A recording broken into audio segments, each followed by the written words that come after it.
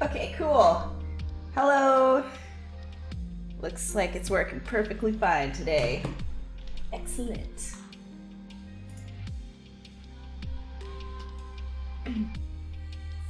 All right, so hi everybody.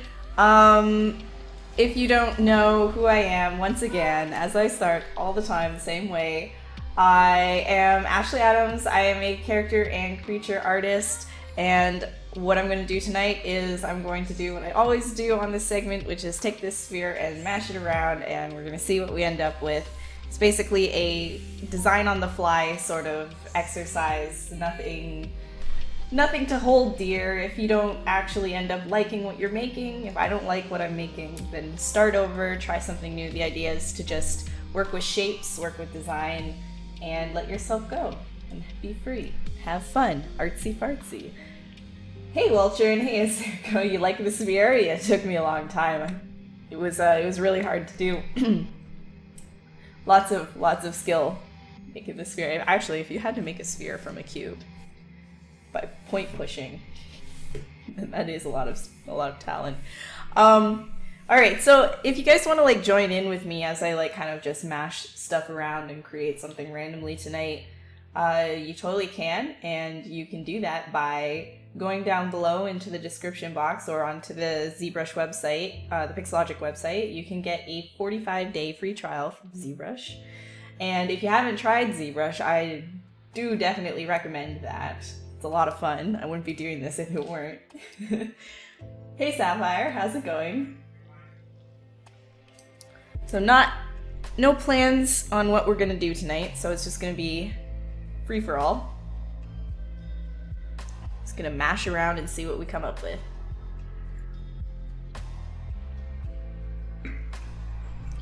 All right. And as always, if you guys have any questions about what I'm doing, interrupt me as I'm going. It's totally fine. Totally cool.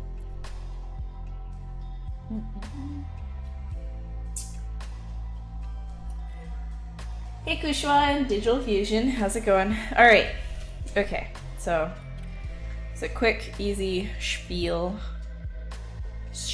All right, now I'm just gonna randomly do something kind of like ridiculous.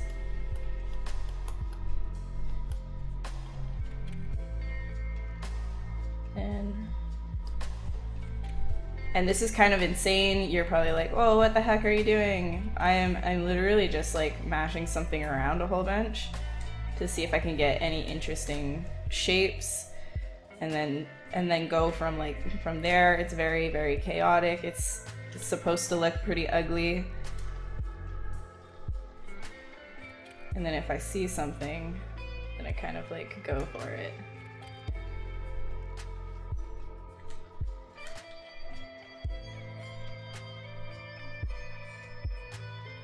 I'm kind of seeing a little bit of like a crabby thing here.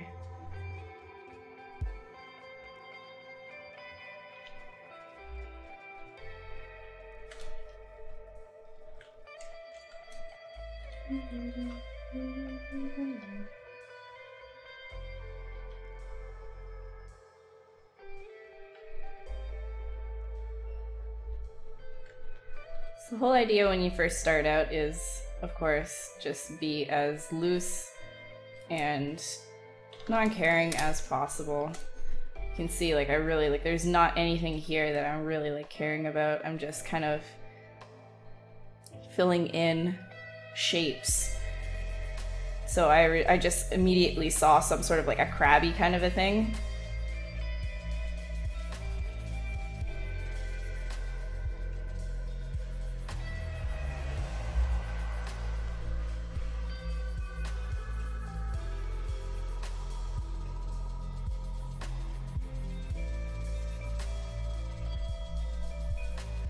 Hey Lone Wolf, how's it going? Dan, hey, and Alec, hello, hello, hello.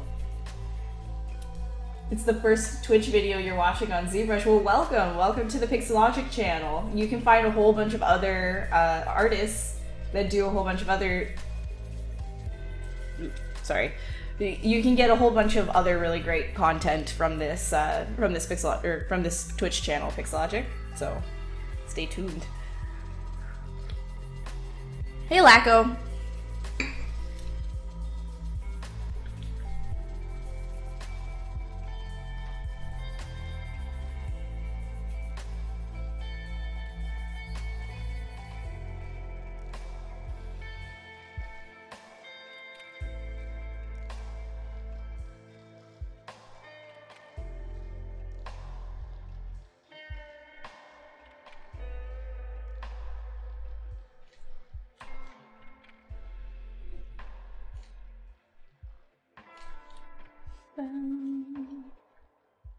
You're gonna watch this while you're drawing? Awesome, Slushy.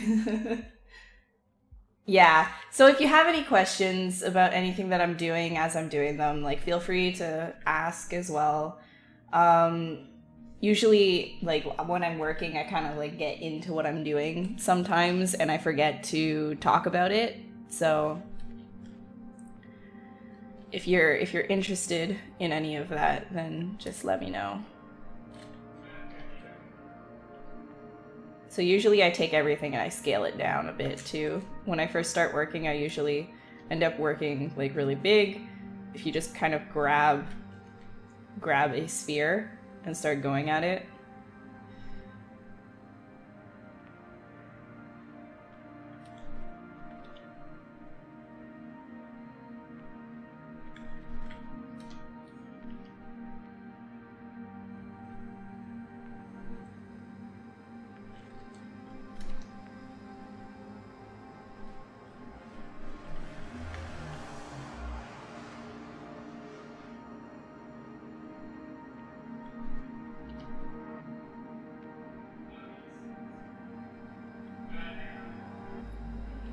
So I'm just kind of trying to find a whole bunch of interesting shapes here. It looks very messy right now, and that's okay, because basically with this kind of approach to concepting and like designing is you're looking for things as you're doing it. So you keep it really, really like messy for the most part until much later on. And honestly, it won't look like anything until much, much later on.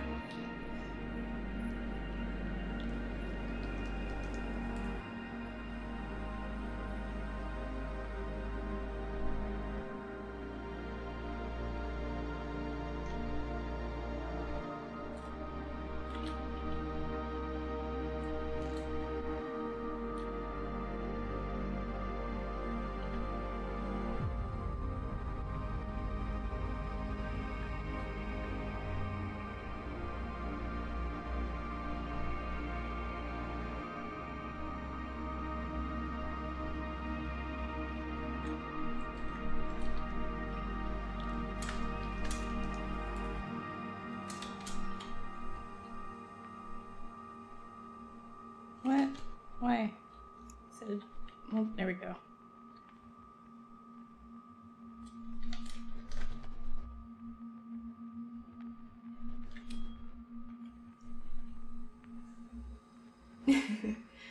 Oh, Specky, yeah. I wanted to sculpt a stylized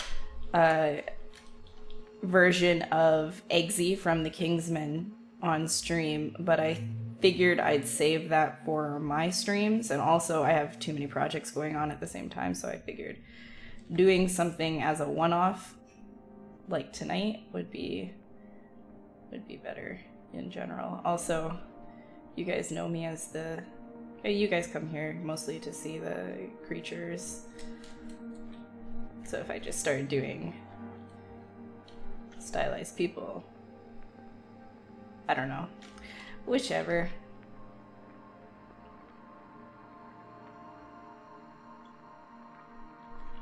I need to start giving this thing some kind of leggy diggies. Now let's up this res by a bit, because that's losing lots of the detail. Boop, boop, boop. Let me know if the music's too loud too. Right. You know what's funny is I just posted like one of the projects that I'm working on stream on my channel is a stylized shark, which I had started on the ZBrush channel. And I just posted a shark online, and now I'm working on like I ended up finding a crab in this shape, so I loved the Kingsman too. It was amazing. Setting did I click to fix the symmetry on the claws? You had a few times where it randomly stops working. Just press X and then put the symmetry back on. But if you want to fix your symmetry, like let's say I did something over here, like I don't know, like I added more volume here, but it wasn't over on the other side, and I wanted to put it on the both sides. You're like, oh dang it, like I don't know how far back I wasn't working symmetrically. Well, that's an easy fix. Is you can go down into your geometry tab, into modify topology, mirror and weld. So if your changes were on this side and you wanted this side over onto this side, mirror and weld wouldn't do that, but you could just go and into your deformation tab, mirror the object in the first place, which I have that up here, but that's in your deformations tab, and then click mirror and weld, and you'll get that on both sides. You'll get your symmetry back.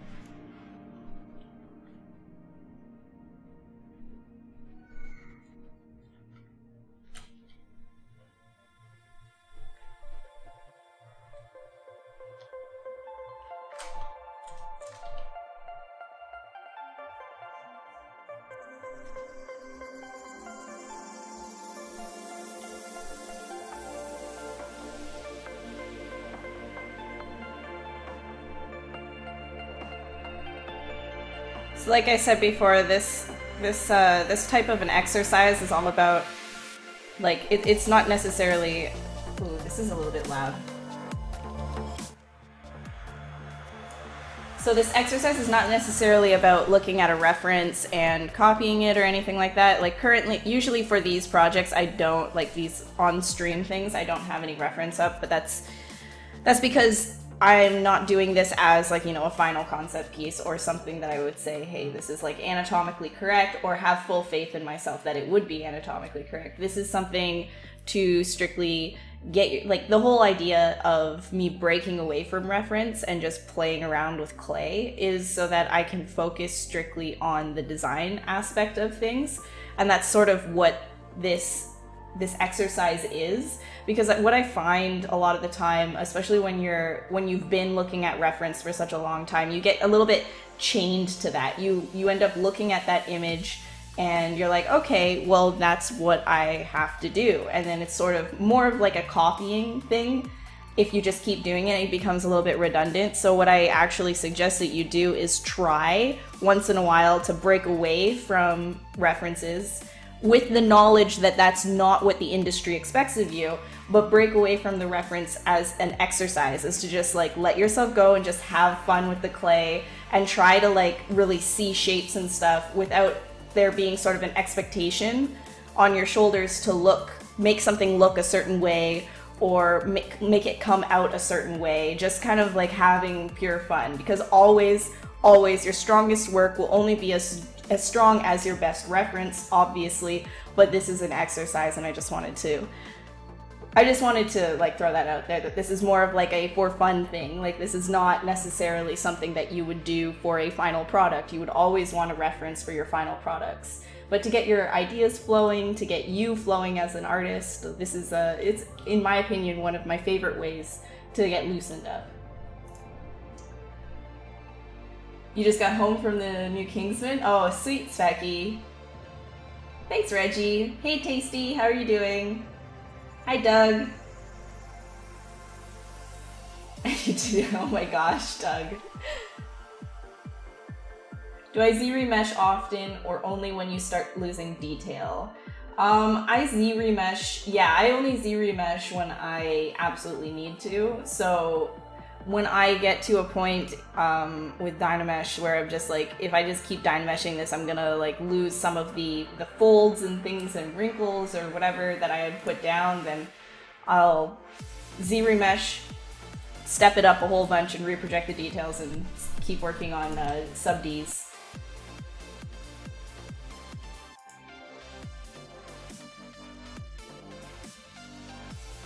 So when you were using the move tool and both claws were moving the same way, then you click something on the move UI.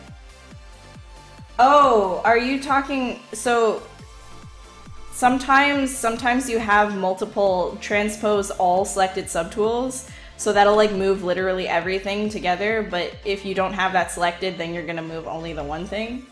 Maybe that's what you're talking about. Me boy. From SpongeBob, yeah. Like a squirrel crab. Yeah, right now it does. That's not what I have in my head at all, though. Hey, Tryon, how's it going? Very, very well. Very well. Hi, Seagull. Sorry, it's very hot. It wasn't hot, but then I turned my computer on. Now it's hot.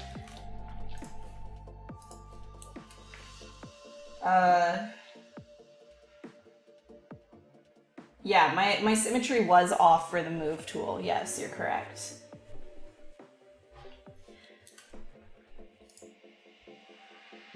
Yes, okay, definitely go and check out Z Classroom, which whoever is helming Pixelogic right now, that's not me. That's somebody working at Pixelogic. If you tag at Pixelogic, you're gonna get somebody actually working at Pixelogic to answer you. For me, if you want to tag me in and make sure that shows up red on the chat, then you have to go at @a_cubed, which is my username, which I'll type here. Hello, hit me. There you go.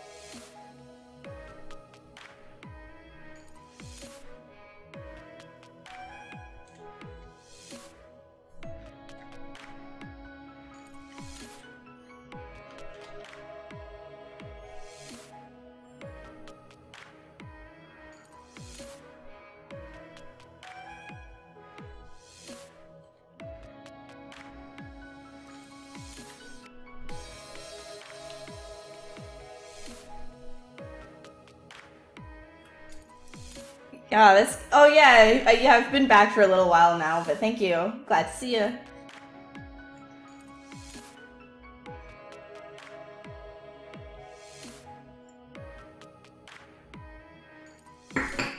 Oh, okay, Specky, I get you. Yeah, I get what you're talking about. Yeah, that sometimes happens. Glad you figured it out, though. I thought you were talking about something completely different. My bad.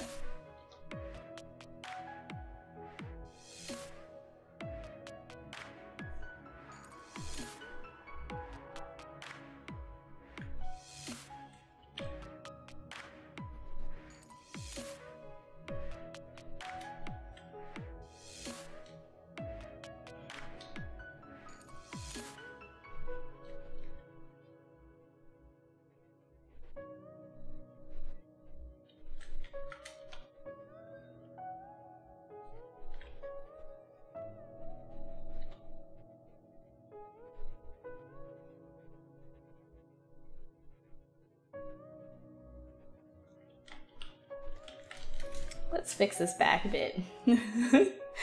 Oh man. Instead of using a Z-sphere like I normally do, I'm actually gonna use a cylinder. Just because we're gonna switch it up. Switch up the workflow. Why not?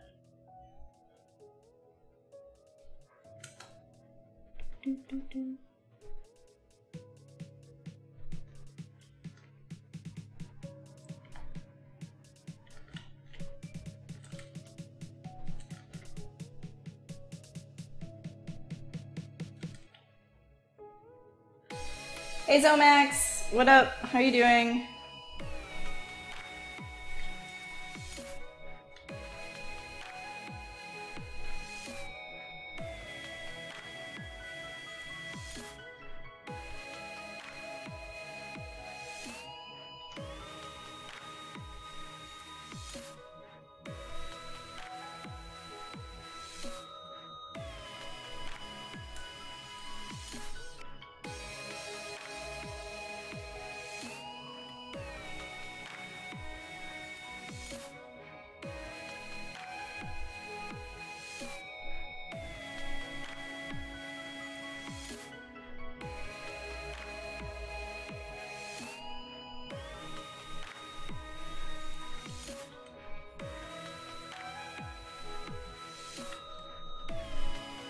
So the whole thing that I'm doing here is I'm putting down things that I could think could be some sort of like weird leg.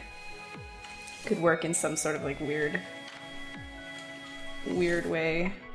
I'll have to like rebalance this guy.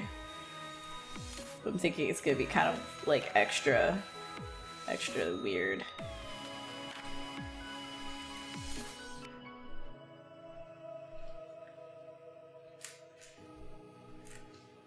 Ooh, did that duplicate twice?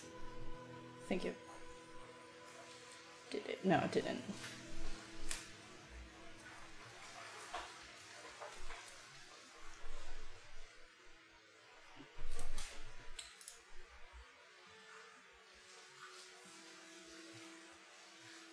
Scorpion crab? No, not quite. I've already done some sort of like, I feel like I've done a scorpion-like creature before. Sculpting demonic female night elf. You have a lot of pieces to the character's face. Ears are separate, horns are separate, and the hair is separate. Is that a good thing? Would it be more beneficial to have them separate, or does it not matter? Yeah, no, actually having, so if you have like the actual face and ear, like the ears separate, that's fine if, you know, there is something going in front, right? Like if you have something to block that off. Basically when you're making separations on your sculpt, you're gonna want to think of it in a sense of like, can you hide that seam, basically. So if you have your eyeballs, the eyeballs are definitely going to be separate from the face, from the actual like face itself. But the nose you want to have it on the same thing as the actual face. The horns, though, you could definitely keep separate because they're going to be a different material as well. So think of it, you can also think of that as like, okay, is there going to be like a material breakup? Is there some sort of like a natural thing in the way? Like, for example, me wearing a tank top, if I were a sculpt, I could actually keep my arms separate from my, like, you know, the neck piece and the head piece because there is a separation there. That's sort of like how you could think of keeping bits and pieces separate if you want to get lots of detail in. Of course, it also depends on the project that you're working on. Certain studios want you to have things all one piece. Some studios don't want you to. It really depends, but I would say just think of it as like material breakups or natural road blocks, if that's how you want to explain it. Hello, Danny. Sandbox sculpting time? Yes, it's sandbox sculpting time, basically. We're not sure what it is, Seagull. This is John, yeah. Hey, Bacon.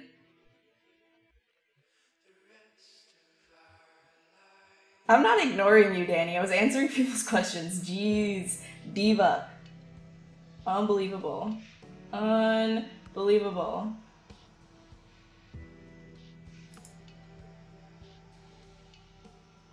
Yeah, nobody knows what this is. No, I don't know what this is yet. And that's the whole fun of it, is you don't know what it is that you're making until later.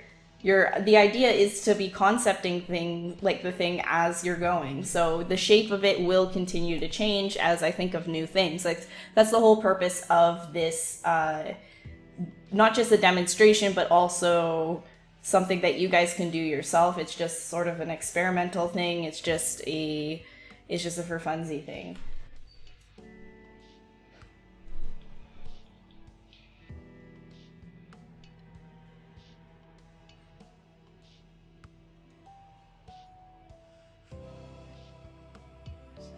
Yeah, I'm sorry. Like, yeah, Specky is right. Like, I usually see things that have been posted for the most recent thing, and I see that, and then I like scroll backwards.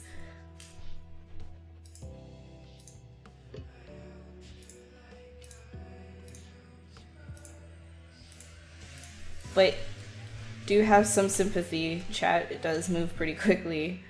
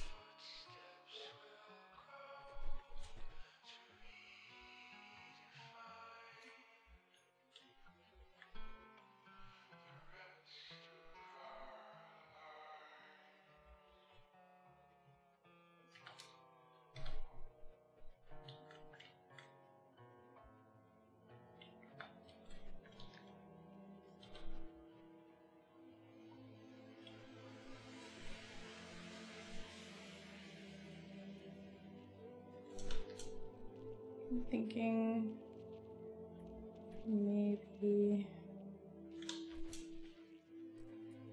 this one ends up going like much further back. Nah, not really digging that. Hold on. Let's delete this one. What if we bring this further down?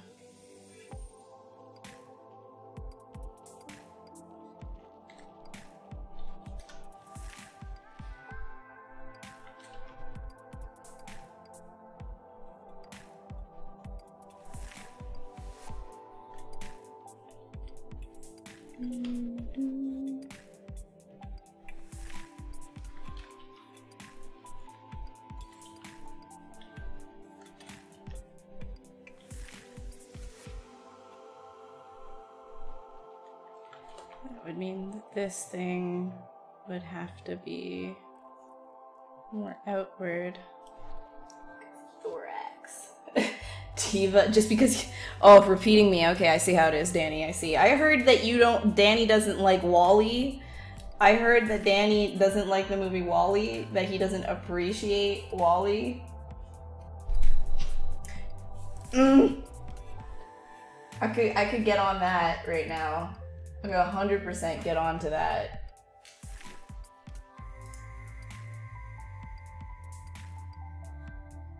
Yeah, you guys feel free to share your portfolios with each other in the chat.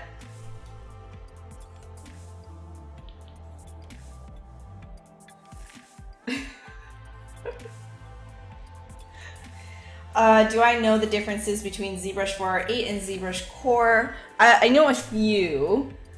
There are some limitations that come with ZBrush Core, including texturing. There isn't a lot of texture support, but if you want to know like the full, like all of the differences, basically, they're actually Shane Olson on this channel. He does a few run-throughs of ZBrush Core that he, like, you know, you'll be able to see for yourself like what he's able to do with it. You can do most sculpting things. Basically, you can't do anything you know, extra, sort of like, you know, there's no things like the nano mesh tab. There's no array mesh, I don't think. It's basically anything that's more of like an extra add-on. ZBrush Core is basically just like you can do your sculpting in it. Like you could do what I'm doing right now in ZBrush Core if you really wanted to, without all of the later extra steps. Oh, do you actually like Wally? I don't know. Everybody was telling me last night that you didn't. I'm sorry. Danny likes Wally. We're friends again.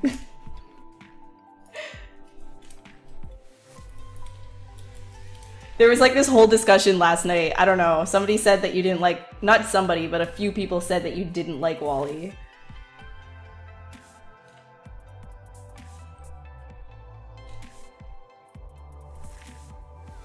Yes, ZBrush 4.8 is the entire thing.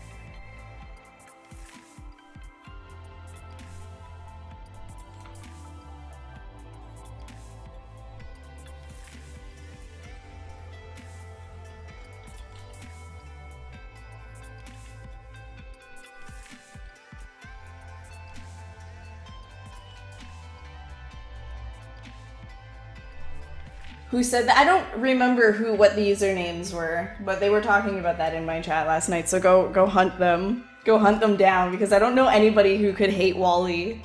It was such a good movie.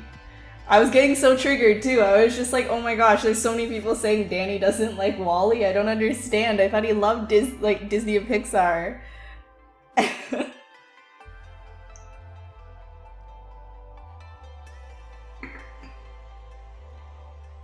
Now everybody's just like, oh my god, hunt Danny, hunt him. I may have accidentally started a witch hunt against you. I'm sorry, friend.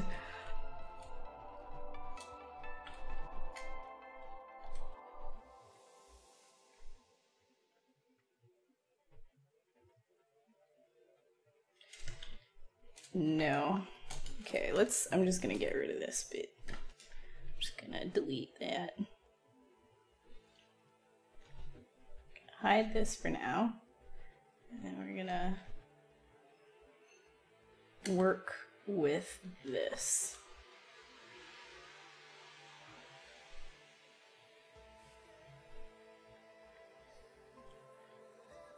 Part of me is actually just kind of wanting to make this some sort of like a sluggy thing, like a nasty slug thing, instead of a whole bunch of legs. So I feel like I've done things with a bunch of like, this is feeling more like nasty.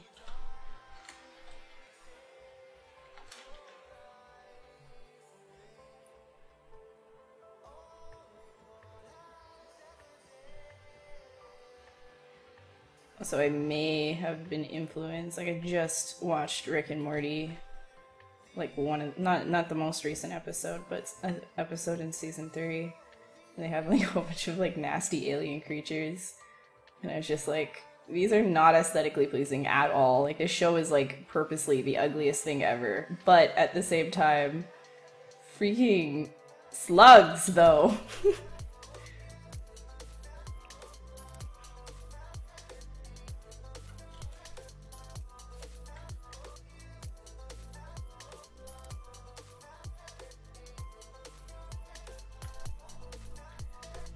So in that case, I'll probably take this one, this one, this one, and rotate it up more.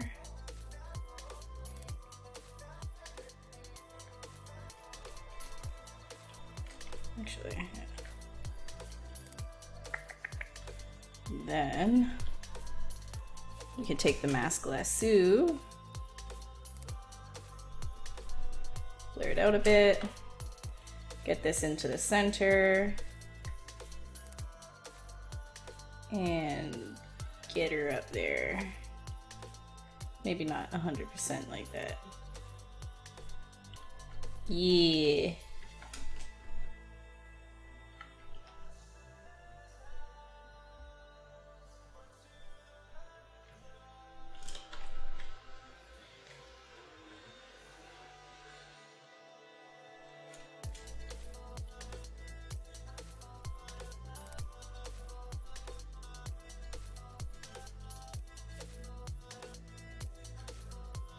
I like how this whole thing could just be like a really like nasty mouth.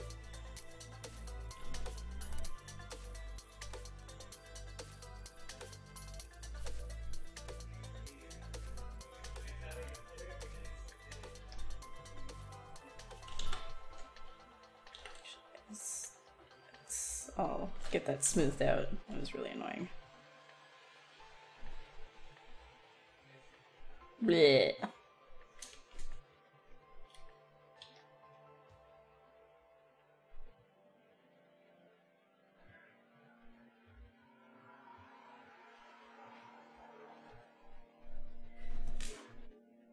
Oh, you guys sharing your artwork. Oh my gosh, Danny, can you not? Guys, you should go. Okay, you know what? Hold on. Where is Danny's stuff? I need to share Danny's work. Okay, because this boy,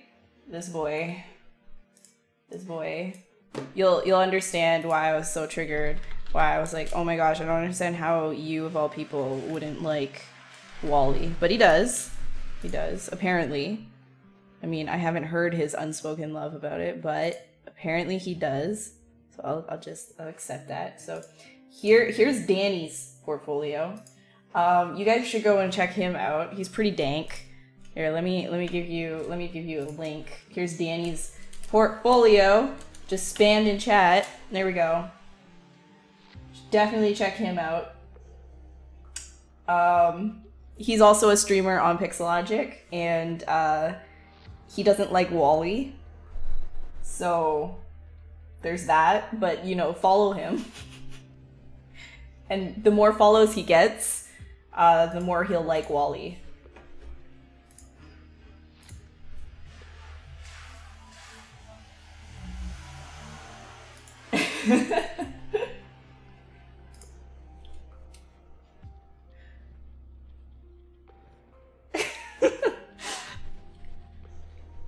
Nah, he does, yeah. The more follows he gets, the more he'll maybe like Wall-E. So if you want him to like Wall-E, follow for Wall-E. Okay, I'm gonna stop. Yeah, okay. Danny, I can't believe you. I was like so ready to like invite you onto my personal stream too, just to be like, okay, we're gonna fight about why Wall-E was a good movie.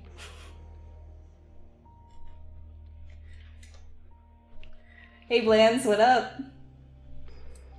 No, you know what, but the thing is, I haven't been going to your stream, so it doesn't matter. There's no impact. The fact that you showed your face here, you were asking for it. You were like begging for attention. You were like, actually, please, I need people to know that I don't like Wall-E.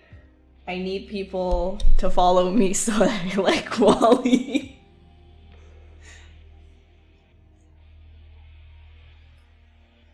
Oh yeah, Danny hated The Incredibles. I heard he hated them. He hated the design. His favorite character in The Incredibles was one of those background screaming characters that you know near the end of the movie, like outside while like yeah. Anyways, I'm not gonna, for anybody who hasn't actually seen it, I'm not gonna start spoiling the movie.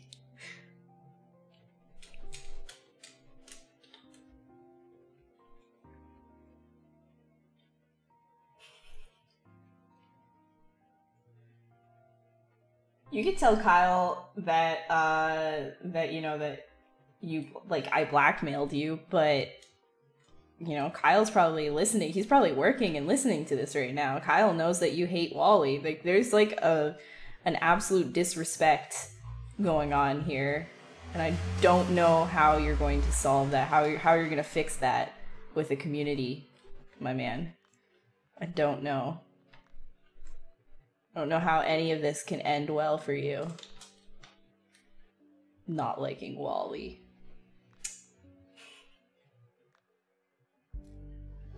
You didn't watch The Incredibles until 2014. No wonder you hate it.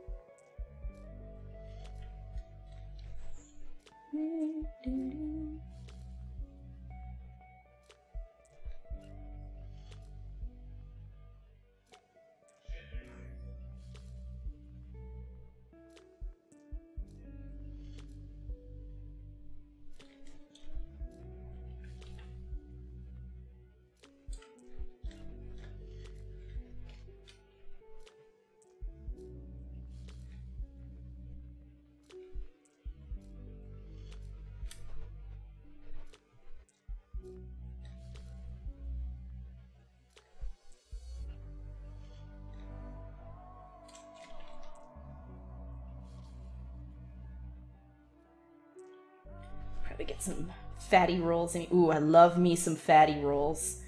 Ooh, that's like one of my favorite things. It's just fatty rolls. Making fatty rolls.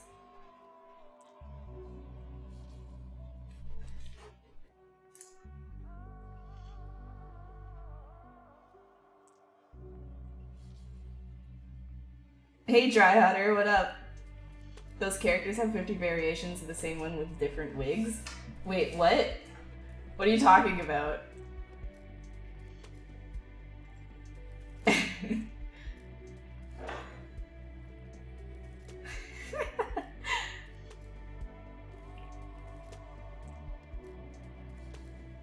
Ed Winter, follow Danny Mac because he needs to like Wally.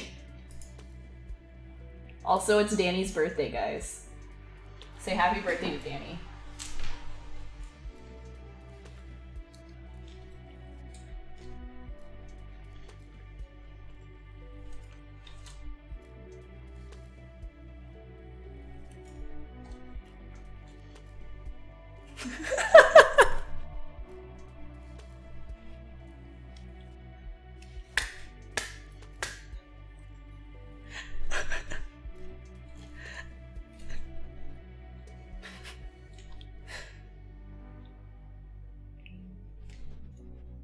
Here on Danny Mac's birthday, I just wish that Danny Mac would get a big Wally toy for his birthday, or Wally on DVD and Blu-ray.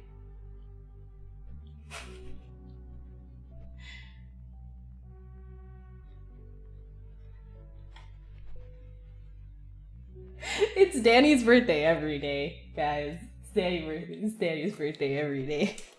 Oh yeah, I gotta get back to being a little bit serious here. I feel like people want to learn things. Guys, if you have any questions about anything that I'm doing, please let me know. I'm just being a little bit of a troll. Danny brings the worst out of me. Like, I can't help it. I can't help it. But really though, follow Danny for Wally's sake. If you like Wally, follow Danny. See, it almost rhymes.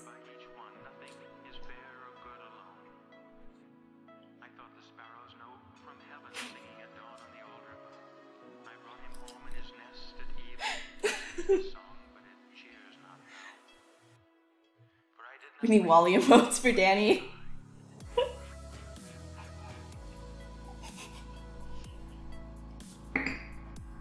Oh my gosh. See, this would never have happened, Danny, if you just liked good movies, you know? If you just liked good movies, then we wouldn't be, like, this stream would be going along just fine. But you had to go and dislike one of the best movies of all time.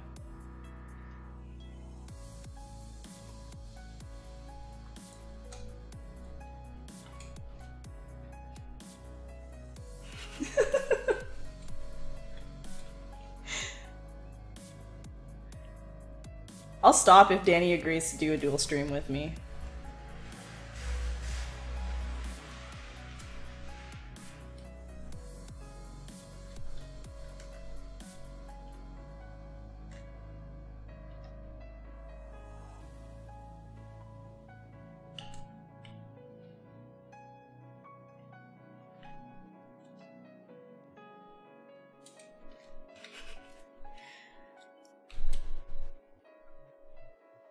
Thinking of picking up ZBrush 4.8 and you were wondering if you know of any really awesome tutorials, you're wondering if transition would be rough from Blender to ZBrush. Oh, you're gonna love that transition. Honestly, like, transferring from Blender to ZBrush, you're gonna see a huge difference in terms of the sculpting. It is so much better. And take that from somebody who uses both Blender and ZBrush. I don't use Blender for sculpting purposes, but I have used it for texturing and UVing and things of that nature. But I can guarantee you, you will like ZBrush for sculpting so much more. So much more. And in turn, Tasty Looms, hold on. If you want to learn ZBrush, here you go. Check that out. And welcome to the ZBrush Club. Also, just to let you know, there is a 45-day free trial for ZBrush on both the Pixelogic website and down below in the description. You can go and click to get a 45-day free trial, so there's no harm in trying it.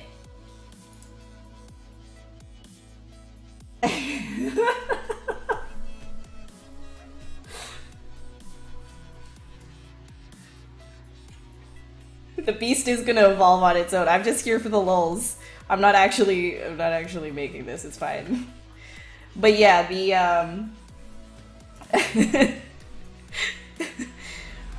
Danny's actually the alcoholic. I'm not an alcoholic at all. My dear friend Danny here actually told us in an alcoholic fit, like a drunken rage, that he hated Wally. He was adamant about it, and so now we're trying to save him, and every follow counts. Every follow for Danny counts, as he'll realize his mistake of hating Wally. He'll soon like it again. Follow for birthday Danny and Wally.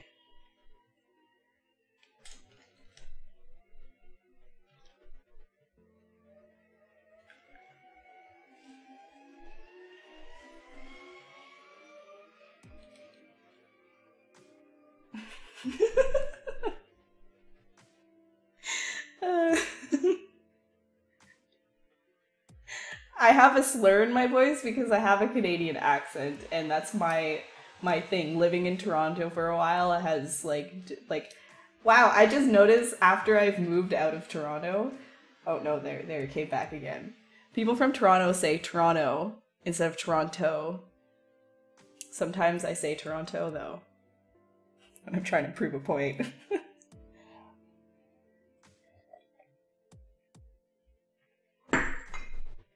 Yeah, no, Danny's also a Maya spy as well. He's he opens up Maya on the Pixelogic channel and proceeds to literally just use Maya while people are asking ZBrush questions.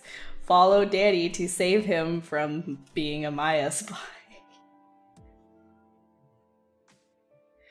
Also, if you are curious about the other presenters on this channel, and you want, maybe you're sick of me being absolutely stupid on this all the time, then, feel free to check out the other presenters on Pixelogic. Just because I'm a little bit of a spaz doesn't mean that everybody else presenting here will be. You should definitely give them a look-see. including Danny, which I regret to inform you has a little bit of a drinking problem. Okay, I can't even say that with a straight face.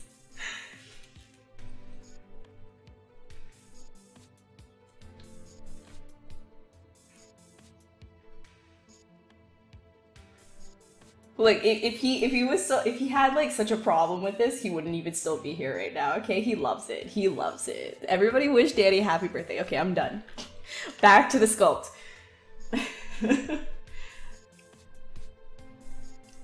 Danny's Instagram. Oh, okay. Hold on. Let me get you Danny's Instagram. Wait one sec. Just as like a final, like no more Danny talk.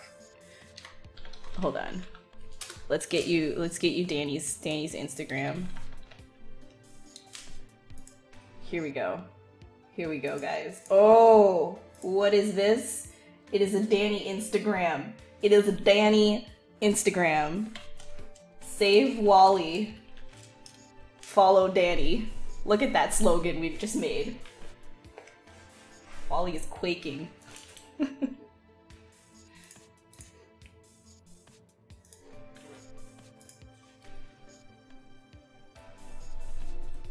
Oh my god.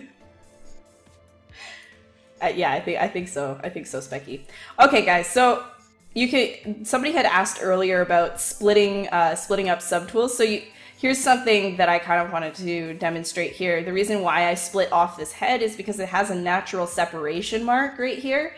So that's where I can actually come in and push this up underneath, and it's going to be totally fine, and this can be its own separate subtool because it has that natural separation right there, where this is like the crusty top bit of the head, and the rest is sort of like this fleshy sliminess, or whatever it is that I choose for it to be afterwards.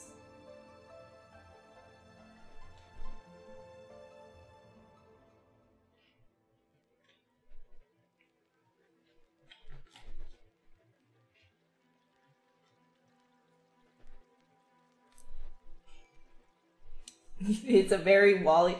We are for Leth. Hold on. Can you just type what you typed above again? I think maybe your fingers slipped. Type it again, I dare you.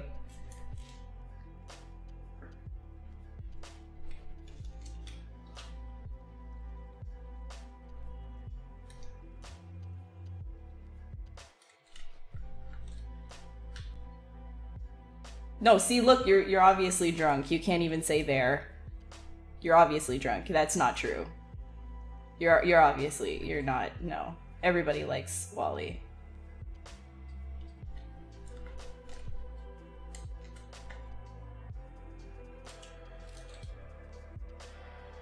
It's okay, Leth. Just go to sleep. Wake up later. It'll all be fine. You'll realize that you actually like Wally. Follow Leth for Wally. No, actually only Danny. Follow Danny for Wally.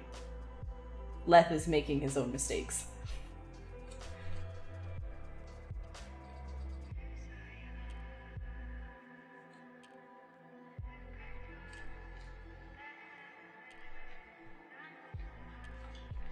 Alright, so I'm also like going to try and get these to integrate into the big slime pit right here that is its torso, or the abdominal slime junk. But I don't want every like all of it to be kind of like samey, so I don't think I'm going to pull this up. If anything, I'll just have these integrated down because I want there to be some sort of fat bulbousy stuff here.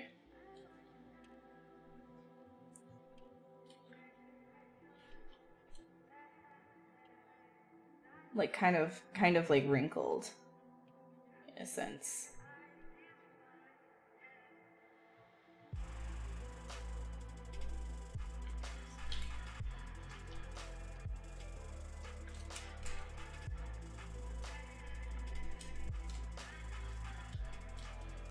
But this can probably get pushed more. Same with right here.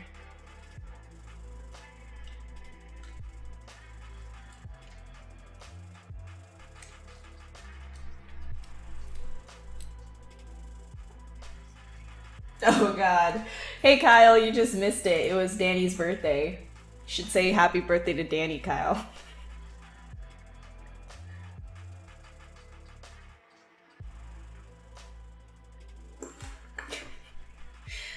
Alright, no problem, Tasty. If you have any questions, don't mind stopping by and asking. Totally in to answer anybody's questions if you have them. Or at least direct you to somewhere that you can get your answers. You might have your day of birth, but does he have your birthday? I'm sorry. Okay. Sorry. I'll stop.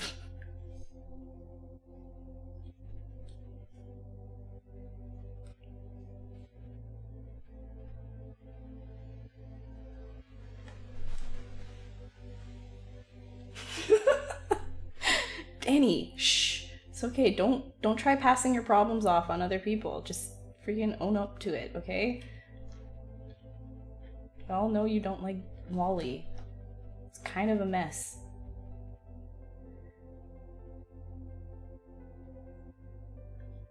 It's like a gaping slug hole mouth crab creature. There's things that I want to say about this thing right now that I absolutely cannot, because we are a mostly family friendly, all accepting stream, and I am behaving myself because we are professionals. But I want it to look scary, and I have an influence of Geiger.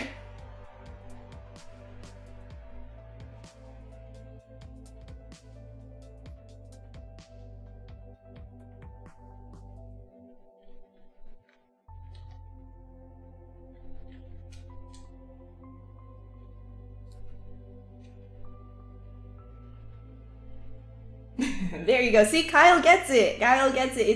It's like, how can you be angry about somebody's birthday? The only person that's angry here is you, Danny. You know why? Because you're not accepting it's your birthday.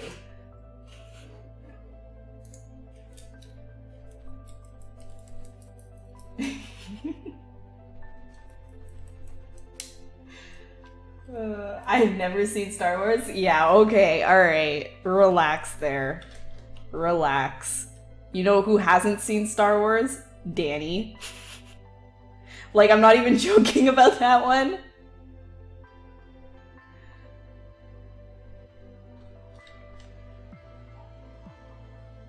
Like, that one's like legit. Like, that's not even a joke. Like, that one's honestly like that's not even a joke. Danny hasn't seen Star Wars, so I don't know.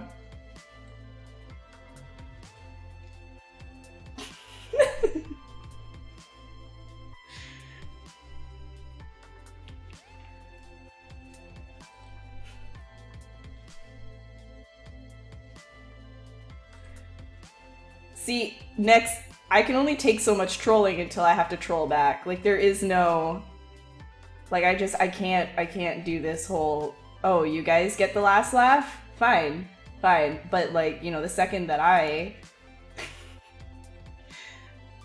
you know what? No, I get it. You guys need to take your frustration out for hating Wally on somebody. I put sugar in my tea tonight. It was good. It was a good idea.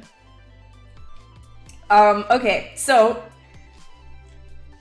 we can see we're starting to get a little bit of an interesting shape here, but I do want to push the silhouette a lot more because it is a little bit boring right now. So I want to make this interesting. How do you make a silhouette interesting? Well, you think about, okay, well, what are the main shapes? Can you push the main shapes further?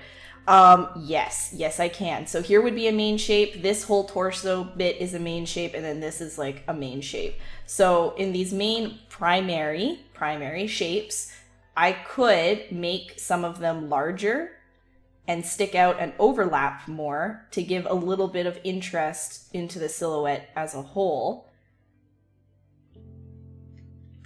which this part, we could actually probably just bring it down a whole bunch. So what I want to do is contrast this size with this size with this size. It's feeling a little bit samey right now.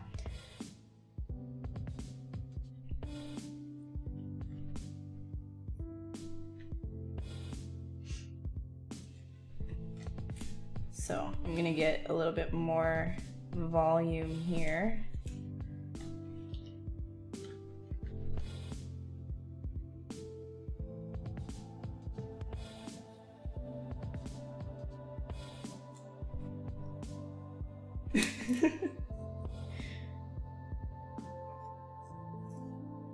Definitely sugar. Come on, Danny. Come on. Don't be like this. Don't try and incriminate me for your own flaws, all right? Okay? I mean, I wasn't the one who stumbled into my own Discord super drunk, being all like, "Oh my gosh, I hate Wally."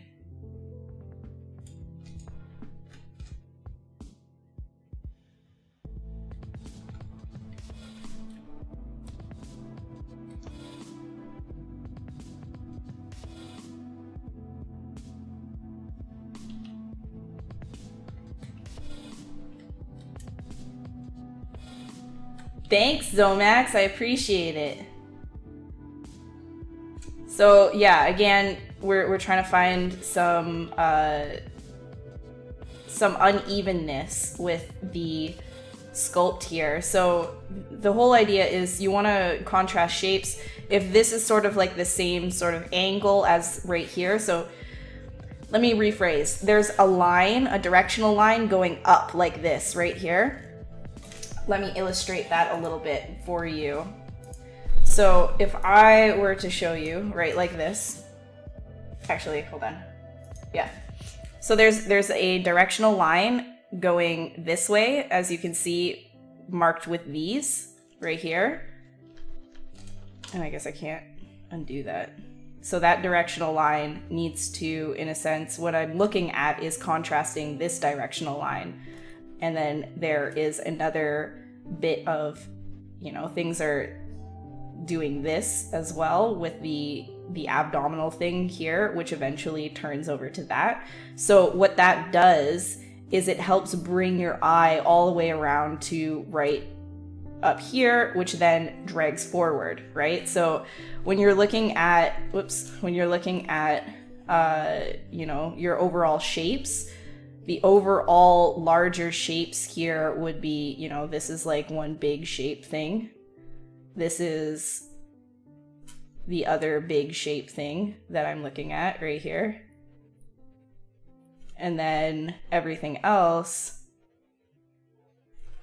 is right down this way, right? So that's in a simple form. And so what I try to do is I take this sort of like simple way of looking at it, and I try to exaggerate that a whole bunch to make very interesting silhouette. No, I don't want to save it. It's not a masterpiece.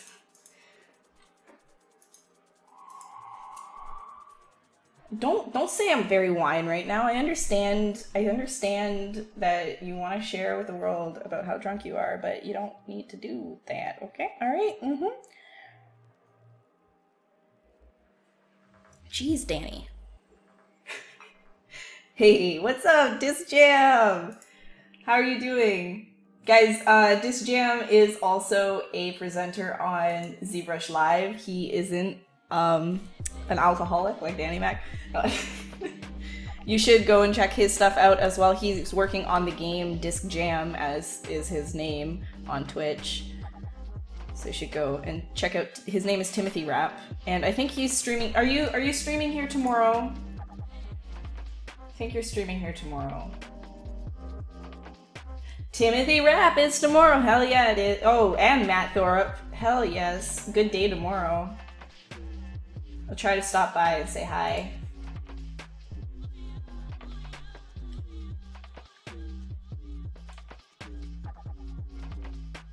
All right, good night, Ed Winter. Thanks for stopping by.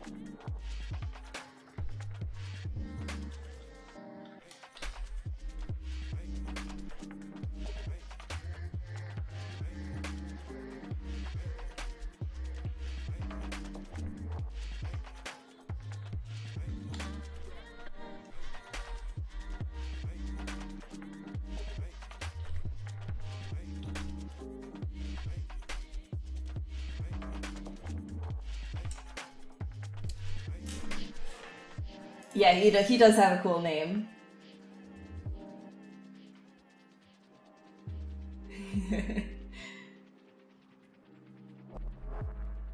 Good stream. Yeah, it is. Yeah, it is. Shmaba, welcome. Welcome to the Pixelology channel. I'm trying to be as professional as I possibly can, but I had sugar, so I'm 5. No, the monster doesn't look like it needs beer. You look like you...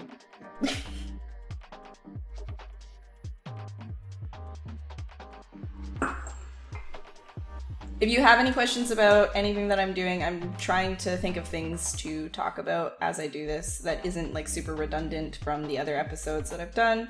So I always open it up to you guys. Like if you have any questions, please let me know. Don't be afraid to ask.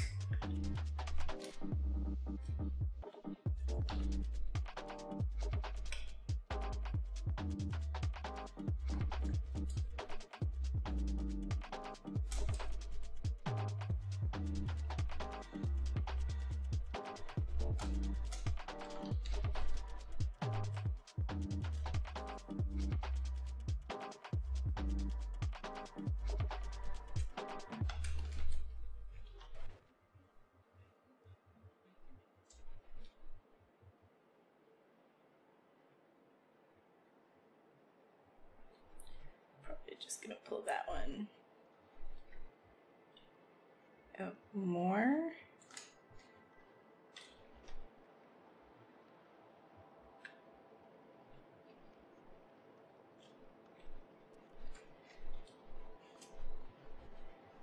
I think this bit we could pull down more.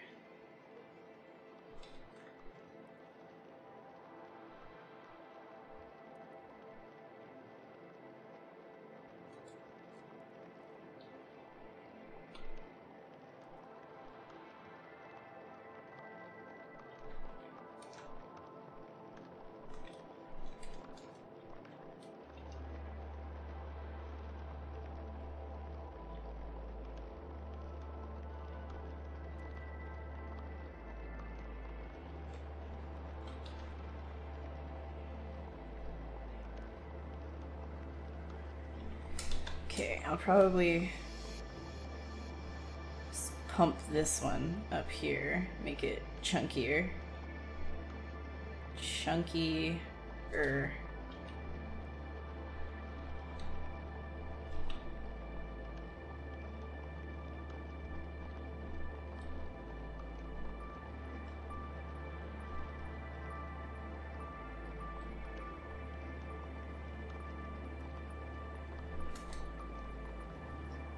This nice and juicy, like an actual slug. It's nice and gross.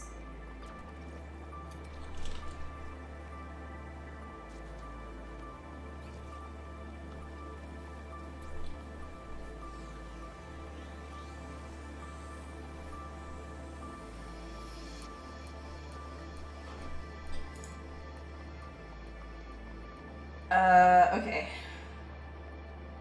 Monosyllable, really?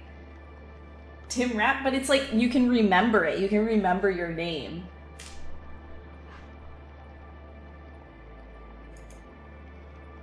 I don't know. I think it's cool. I think it's pretty cool.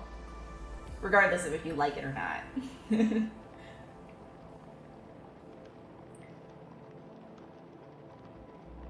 Would you rather be attacked by a horse-sized duck or a dozen duck-sized horses? Probably a dozen duck-sized horses, because then I could actually, like, I could think of like a strategy to take each and every one of them out individually, whereas if there was like a horse-sized duck, like, I don't know how I could physically take down a duck that big. Like, it could probably kill me. So if there were like a dozen duck-sized horses, I feel like they're like small enough to be puntable. So if like if they were attacking me, then at least I could defend myself, you know? I feel like that would be better. And also, like, because they're so small, they wouldn't have the same kind of, like, force. I feel like that's an easy question. Am I using a keyboard and mouse, or is there specific peripherals? So I'm using Frontman. I'm using this right here. It's a drawing pad called the Wacom Intuos Intuos Pro rather, medium.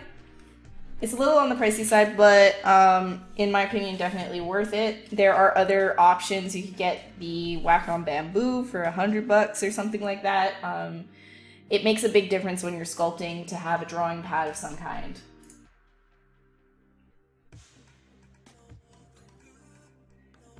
Yeah, I agree with you, FX Animator. Completely agree.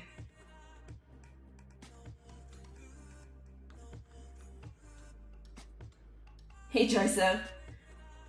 What's the draw size slider doing in that drop-down menu I continuously use? The draw size slider right here, that just means how big your brush size is right here. Same slug you were sculpting a while ago? Wait, which slug? Hyperspace? You can bring that drop size, yeah. I forget my name. Can you not? Can you not?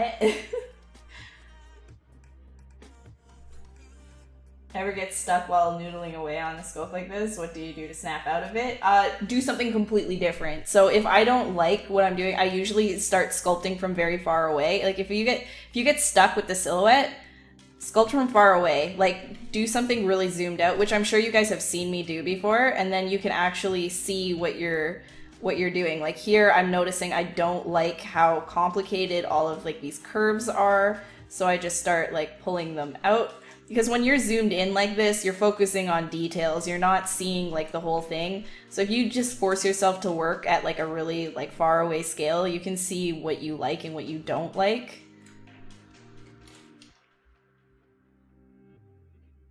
But my big thing is like telling people like kill your babies. Like don't be afraid to start something completely different. I do get really distracted while I'm on these streams though, so I do work on these sculpts much slower than when I'm like, you know, in my free time or whatever. But that's completely fine because it's really just like to have fun. It's like sandbox sculpting, as somebody called it. I call it like, you know, as somebody that I know calls it concepts from chaos. That's like John, actually, if anybody's in my Discord, he calls them concepts from chaos. I really like that because that's pretty much what it is. You just like smash something around and then it turns into something.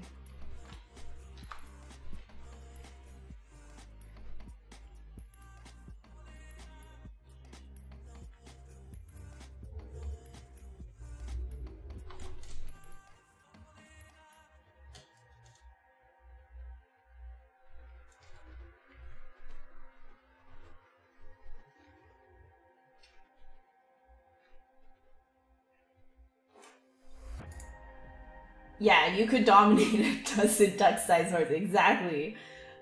They would be really fast, but then at the same time, though, like that's easier to take care of than like a duck-sized horse. If you had like a duck-sized or a horse-sized duck, rather, if you had like a horse-sized duck, like that's actually terrifying. Like I would be like, oh man, like this is some Final Fantasy kind of stuff right here. Like I need like a sword from the gods or something.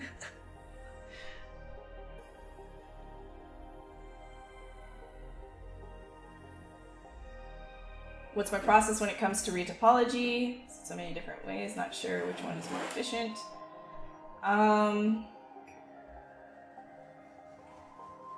So I actually don't typically do a lot of my retopology in ZBrush. I take a decimated version of my sculpt over to another program and then I retopologize there, just because it usually, for me personally, it's a little bit faster because I'm familiar with those tools.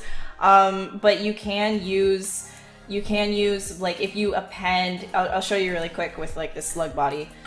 If you append a Z-sphere and you put it inside whatever it is that you want to retopologize, then you go down to the topology tab, edit topology, and then you can start drawing on your topology here. So you can do that, and then you can create like a mesh from that.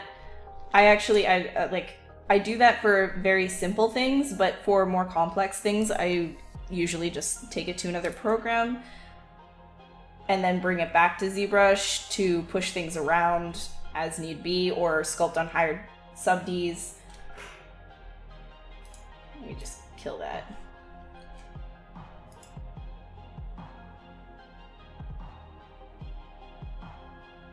Tame it? Oh my gosh.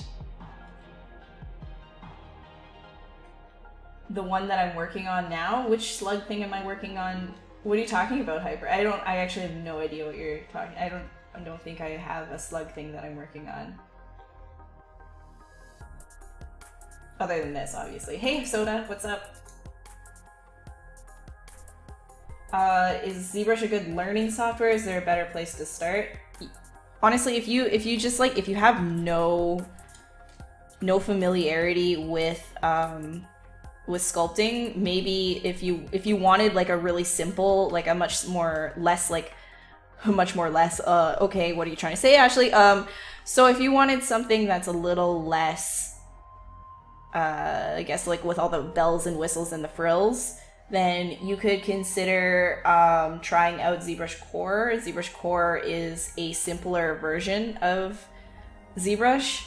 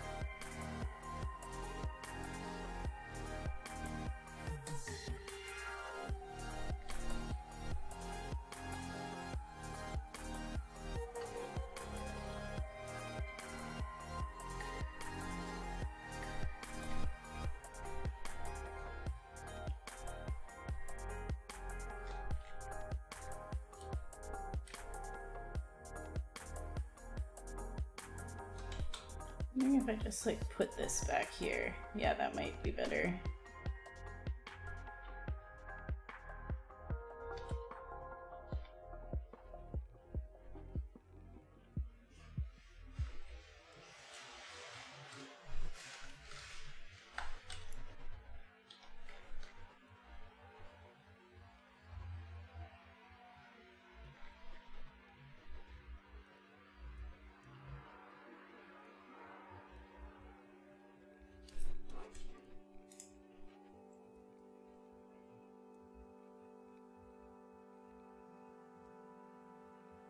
Hey Spectre, I'm sorry, Hyperspace. I'm sorry. I don't know what.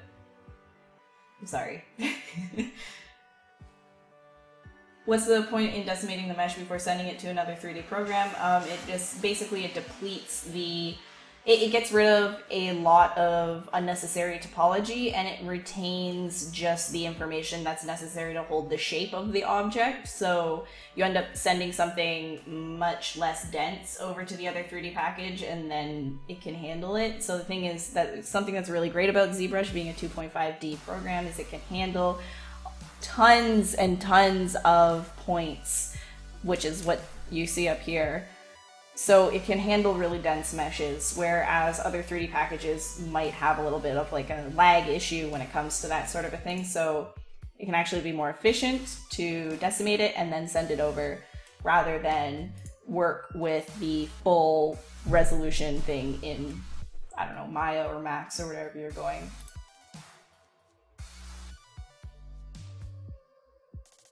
Hey Tree of Hype, how are you doing?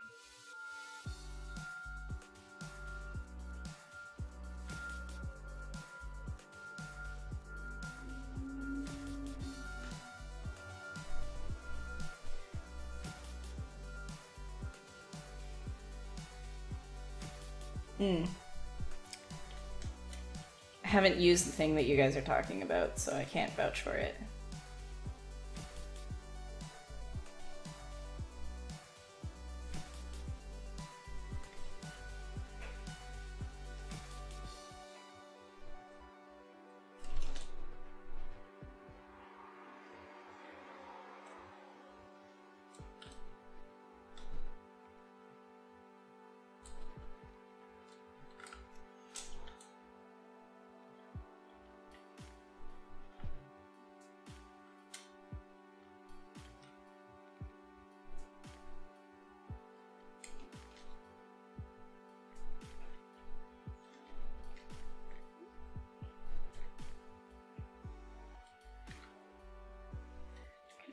want to like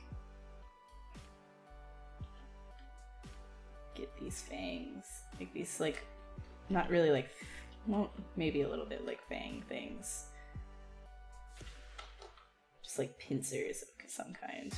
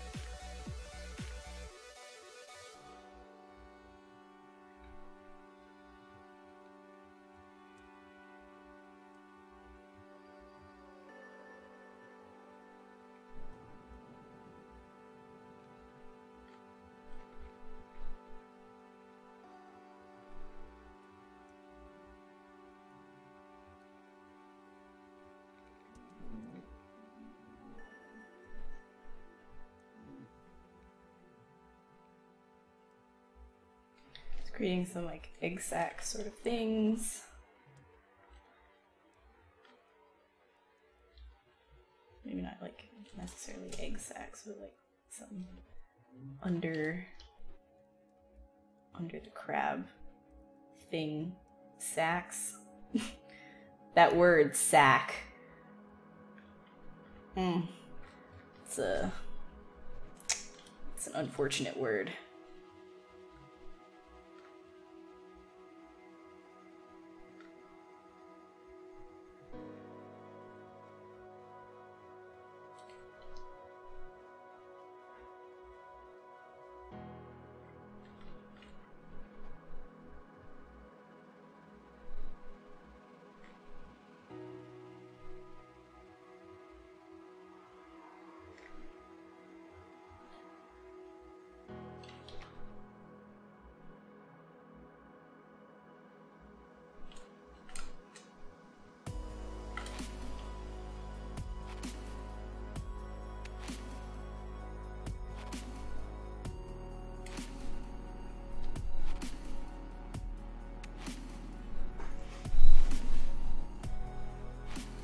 Your perspective, yeah. In drawing, perspective is probably one of the trickiest things to grab hold of, for sure.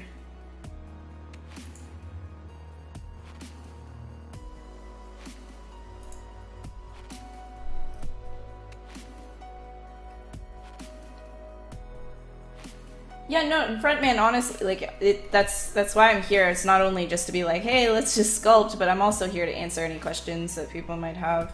I won't be able to answer, like, literally everything, but I'll be able to point you in the right direction, at least. Or somebody here might be able to help. If there is a question that I can't answer.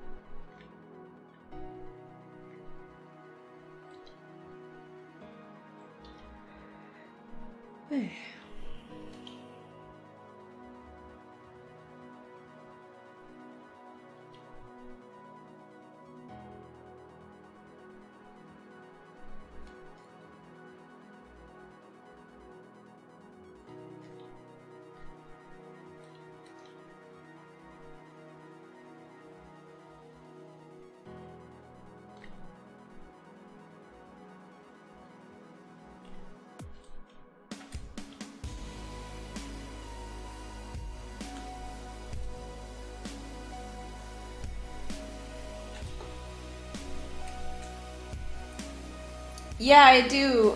Wait, Spectre, do you? I thought you already knew about that. Yeah, guys, if you want to follow me on my channel, we're gonna go for a little ride here for a second. Gonna go for a little ride. Hey, now I'm over here, and I'm gonna talk to you about this little thing right here at the bottom.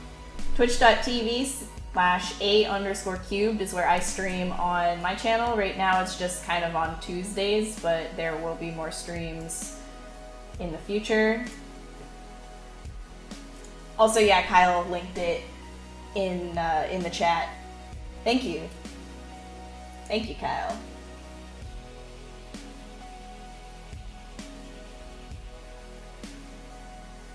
Yeah, Lone Wolf, check out the other artists that are here too if you kind of enjoyed what I do. Other artists can be a little bit more serious or have their own sort of like style that they do things with. So if you want to keep learning, it's a good place to be.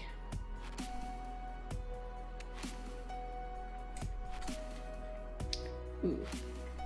Ooh. Get straight.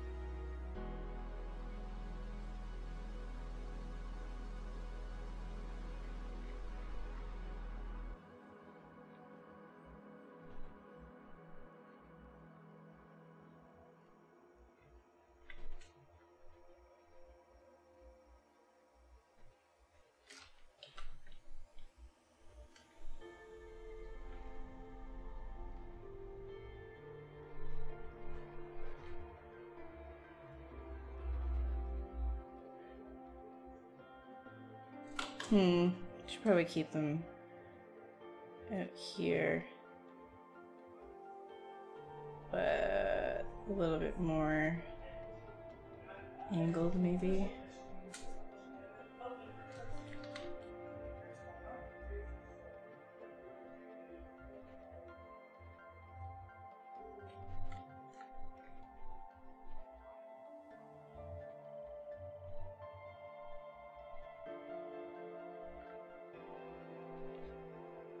Actually, it might be kind of cool to, I'm gonna split this.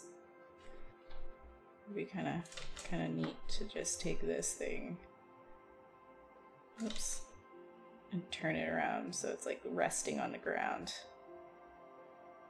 In my sculpts, I really enjoy making things feel like they have weight to them, and there is like this sort of like resting that happens along with the weight.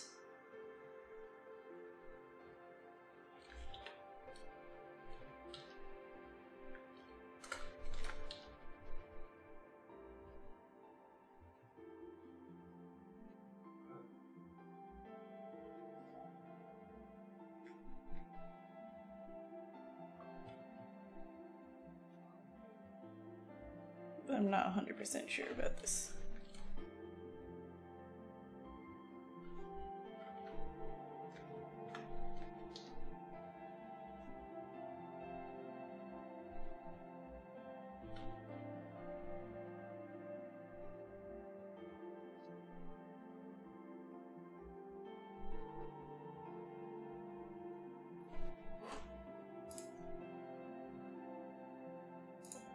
No, it's okay. Oh, I know a lot of people don't actually realize that my link is down in the thing over there.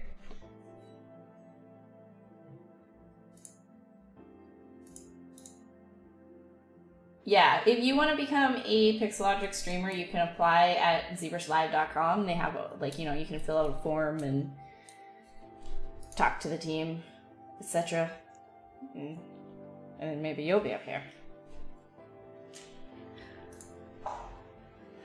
Hey, Nicholas. Hey, Hugo.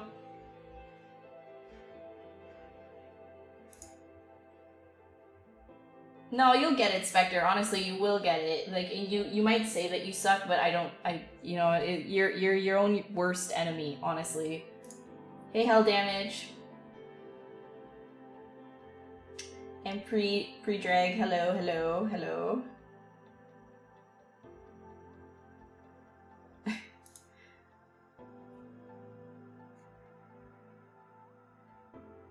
Sorry, try to catch up with chat right now.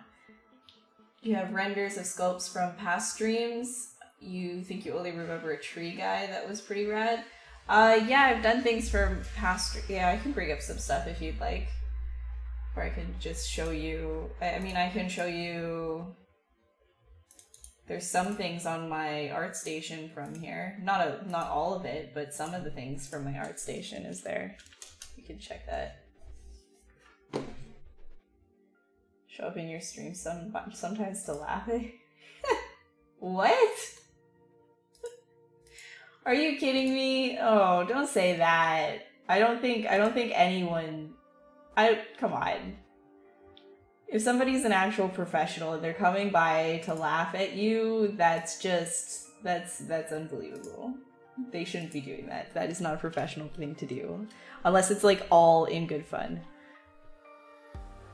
This community is all about supporting each other and supporting our art together. The only person you're allowed to make fun of is Danny because he doesn't like Wally.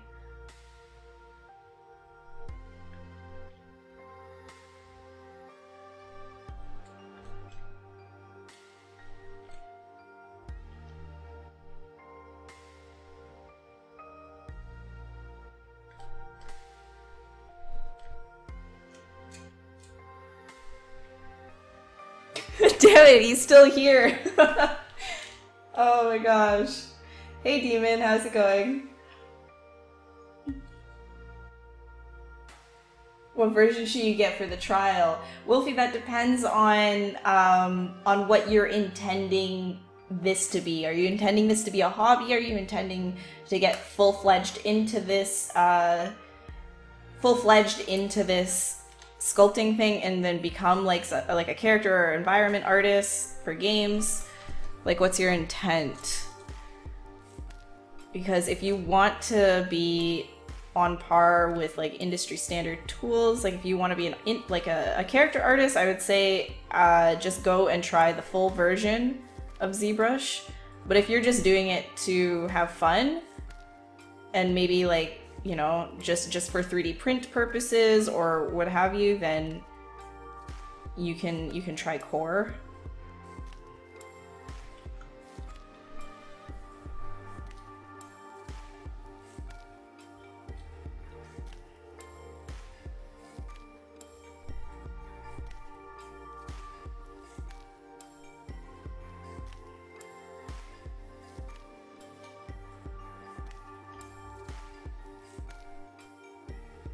Yeah, guys, if you don't follow Danny though, you should definitely check out his stuff. You'll really enjoy his stylized characters. He's very good at it. As much as he, you know, I'm not gonna say it, I'm sorry. It's Danny's birthday. Everybody be nice to Danny. Industry standard does equal IMM fee. You are correct. I'm glad you've learned so much from my streams.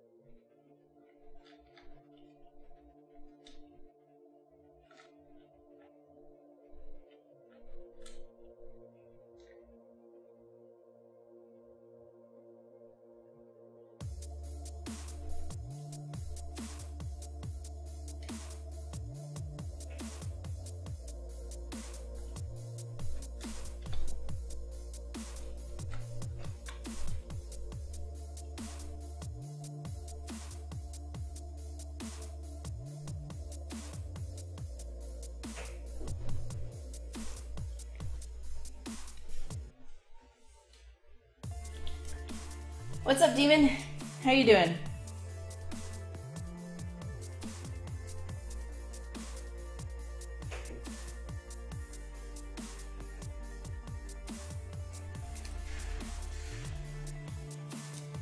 you want to get fully into character creature sculpting, I'd say try 4R8, like the full version. It's not easy saying, yeah, that's because it's not normal, right? Like this is not, like me using Snakehook tool, like it's not what everybody's into, and that's totally fine because it's not like you can get good results with the move tool. I have a weird quirk about me where I end up using, I use the Snakehook tool to move like literally everything.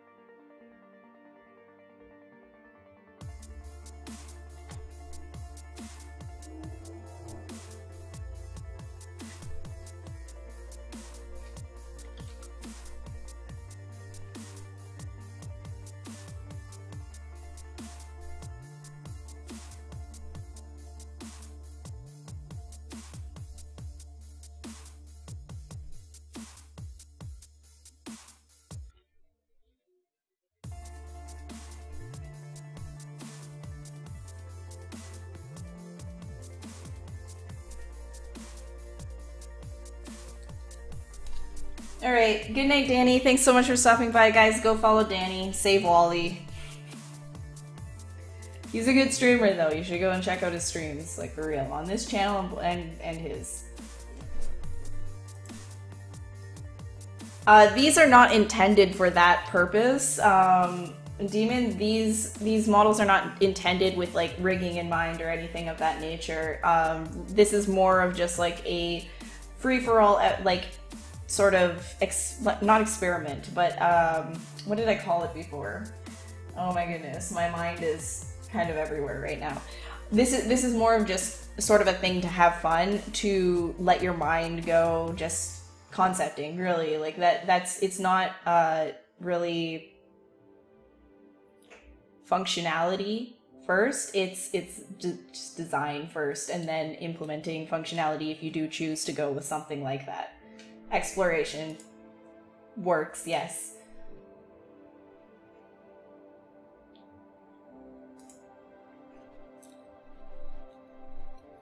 Can you do a trial for both, or is it one or the other? That's a question for the ZBrush guys, like the Pixologic guys. I'm not 100% sure. I think maybe, but don't take my word on that one. I'm not 100% sure.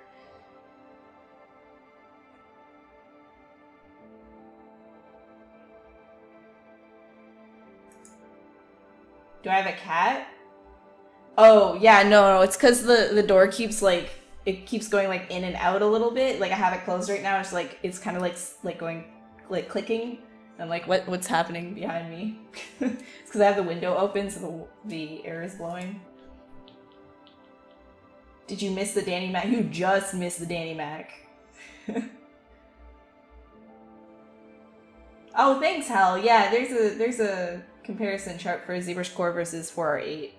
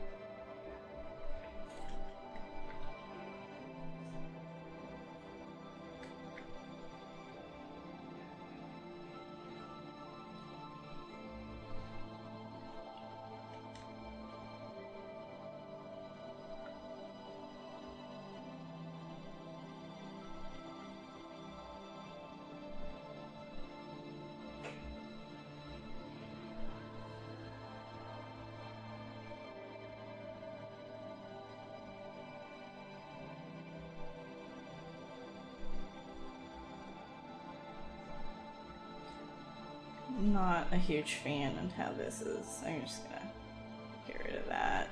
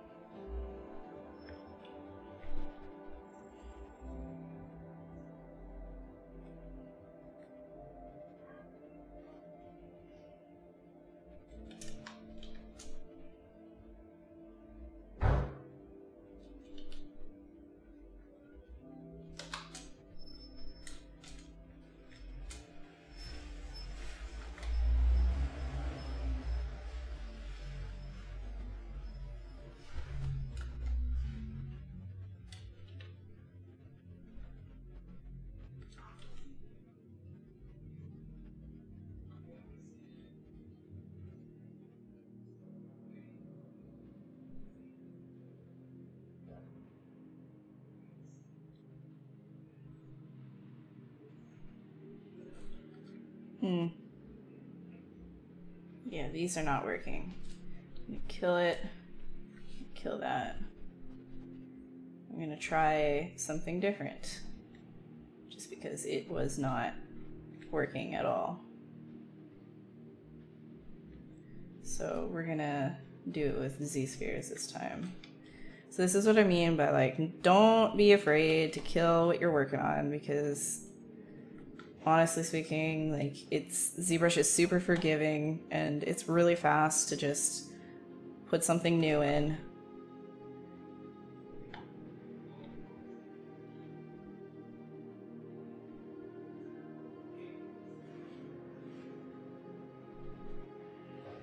No, that's interfering with silhouette.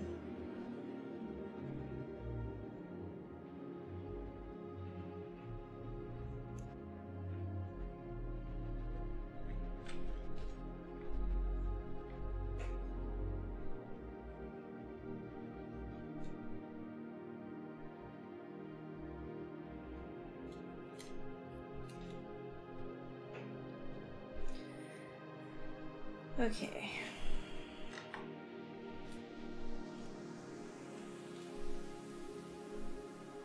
Merge that down.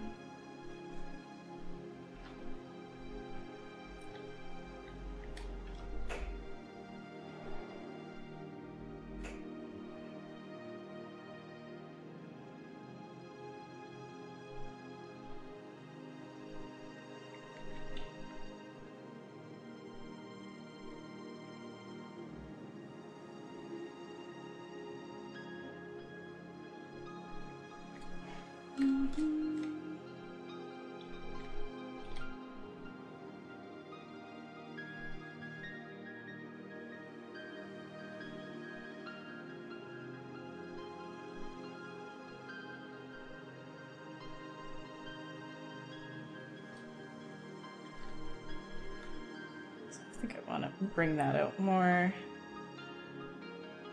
Let's have these be a little bit more like fold flappy.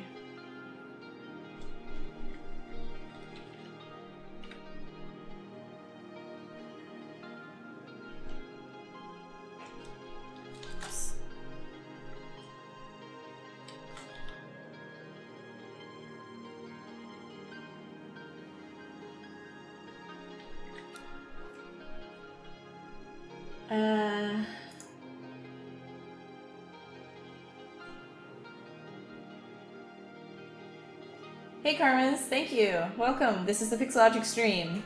There's a lot of different artists that present here, not just myself. If you want just me, you can go and visit my channel, which is down below over there at the bottom of this play screen, twitch.tv/a_cubed, or you can follow Pixelogic here and see a whole bunch of other artists. All right, no problem, Sanguine. Have a good lurk. Thanks for saying hi. Name for the creature. Oh man, crab crab champ. You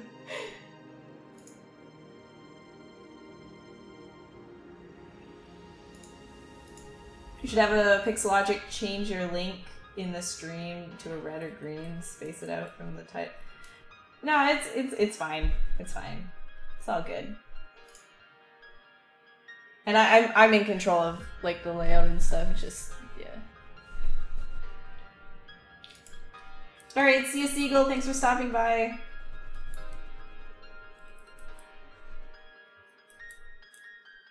Yeah. Oh, awesome, Karmas. I'm glad that you are a part of the team. Welcome to the poly count, which is what I tell people on my channel.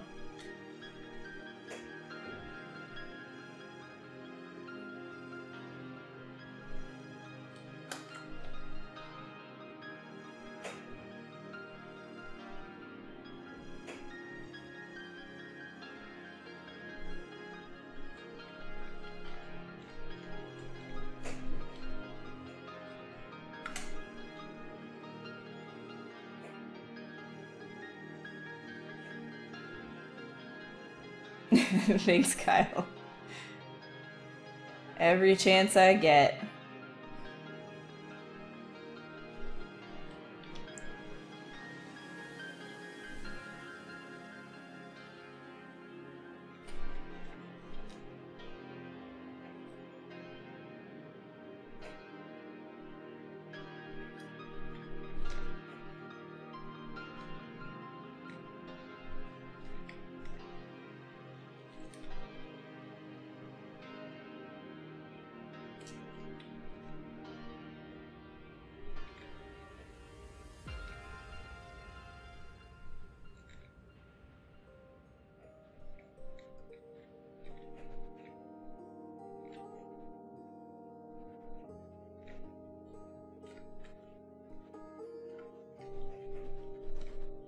No bandana. No bandana today. Don't be so surprised. I was having a bad neck day yesterday.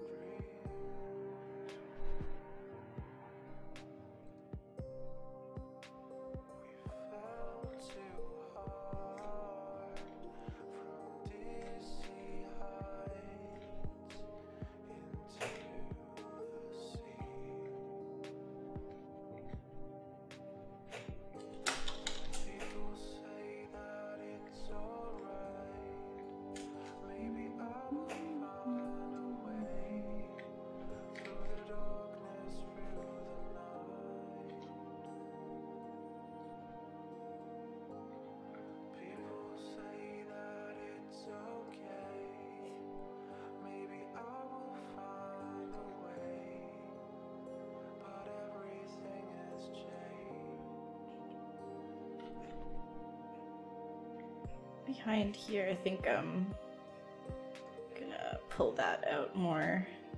Want there to be a nicer transition into this top bit.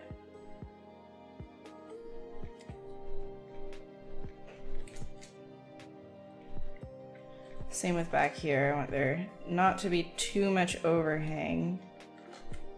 Like a little bit is fine. I want to maintain this angle down. However, I'm not 100% happy with this thing. I'm gonna get a better curve and a clip out of this.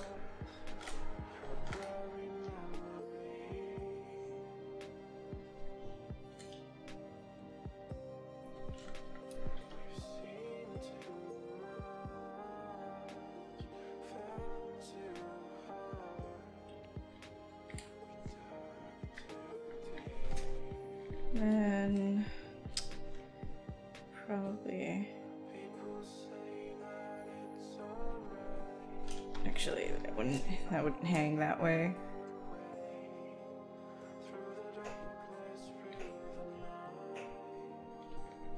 And then we can get another claw in here. Kit. Get smaller. Turn it around.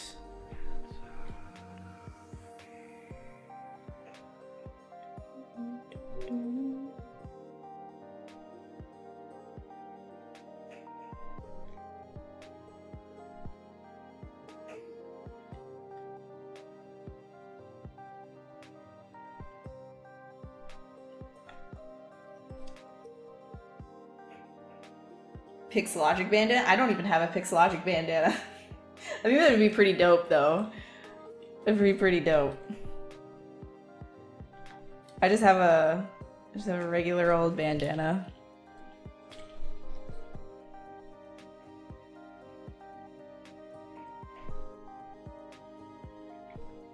Hey Kyle, new merch ideas, bandana.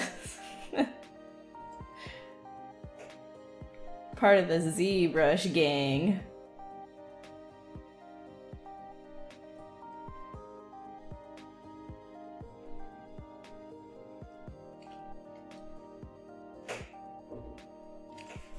Ooh, it's just wind. Did I do much sculpting with clay before making these things on the computer? I do have experience with traditional sculpting, yes, but I don't have any like pictures of like literally anything that I did because I never cared about my work when I was doing it back then.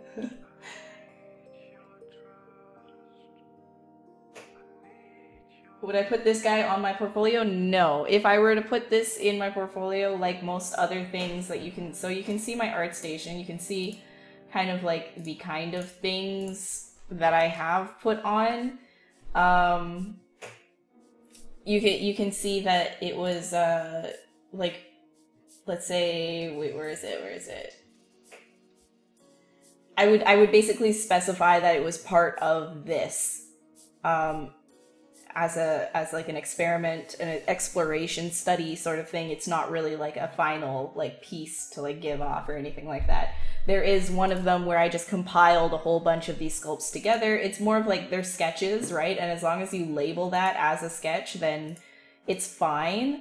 But if you put something in that you haven't referenced and it's clear that you haven't referenced things for it, then it's just sort of like, you know, what are you doing? Professionals don't want to see that. They want to know, you know, what it is that you're doing. So if you specify that, no, this is just a sketch, like this is specifically just a sketch, there's nothing wrong with showing your process behind that. Like there's absolutely nothing wrong with that. So when professionals say, you know, when they're viewing your portfolios and they're like, hey, you shouldn't have things in here that are, you know, sketchy or like, you know, lower quality and things like that. As long as you label it like exploration and sketching and things like that, and you kind of like keep it all in one place, then it actually, to a lot of employers that I have found anyways, this is a strictly from my perspective basis, so take it with a grain of salt.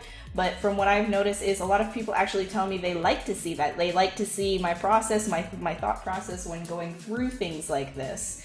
So if you do have your sketches up, even if they're, you know, sculpts, that's totally fine, but also demonstrate that you know how to do final products as well. Like if your entire portfolio revolved around just these sketches, you're probably not going to get anywhere. But if you have a little bit more than that, then, you know, you'd be in the clear because then you're showing your process.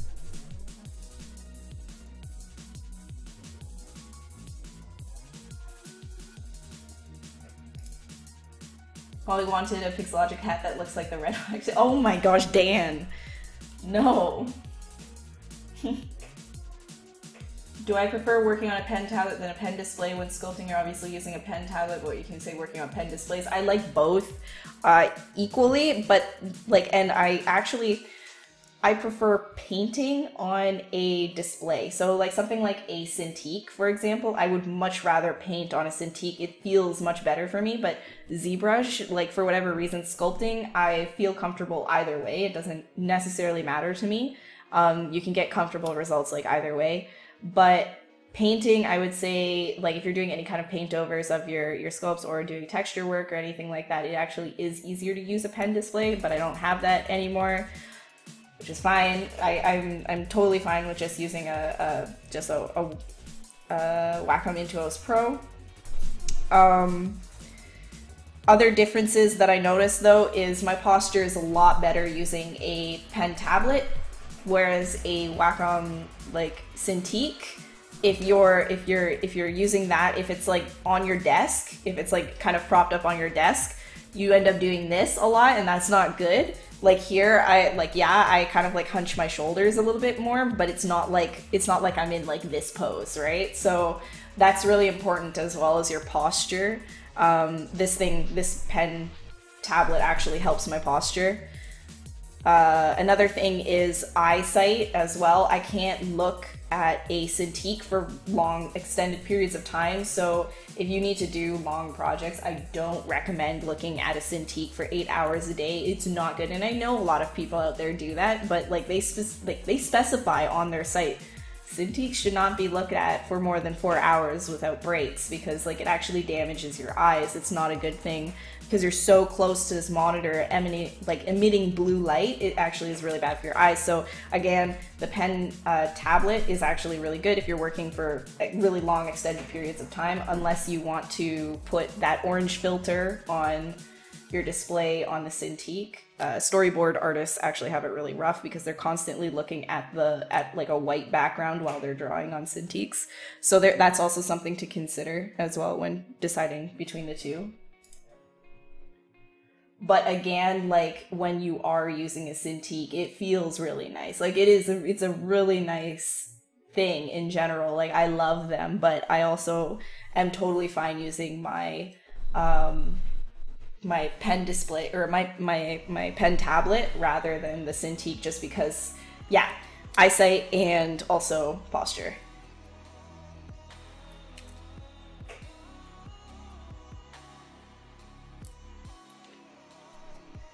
No, even with a calibrated Cintiq, you do calibrate. Everybody has to calibrate their Cintiqs, obviously, but it isn't a safe thing to be looking at any kind of a monitor, especially when the background is white, because the LED, like it's emanating a blue light, which is very bad for your eyes in large doses. So I don't know the exact science behind it. You can fact check, you can do all that, but I'm just saying it's not a good thing to be staring really close up at a monitor the entire time. Also, your eyes need to be going side to side. Like you need to have that exercise for your eyes. So when a Cintiq is right up here, you're literally just like, so lots of eye strain can happen in that sense, and you don't want that. And take it from me, I've done like all-nighters at the studio. I just like, well, not entire all-nighters, but I've done really long hours in front of a Cintiq at work before, and it's really bad for your eyes. It's not good.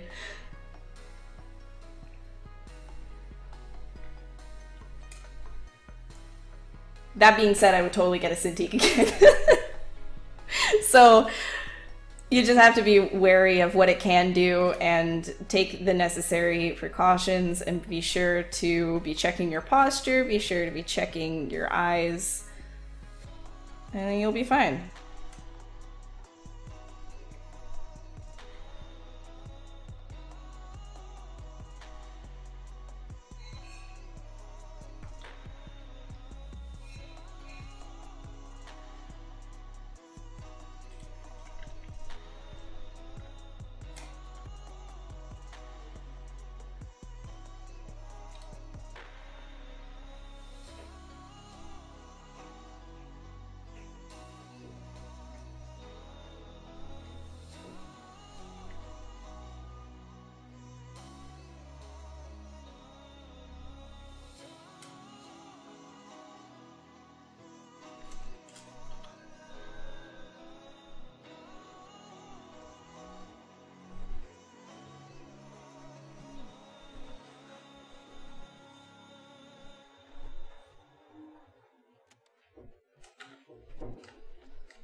I'm sorry if you keep hearing like the door behind me going like slam, slam, slam. It's the wind right now.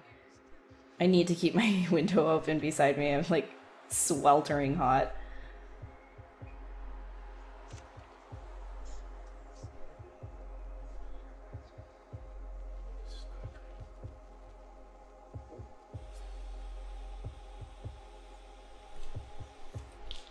It hurts them so good. Oh, I love my retinas burning off of my eyeballs. Oh, I love the feeling of my retinas tearing. So good.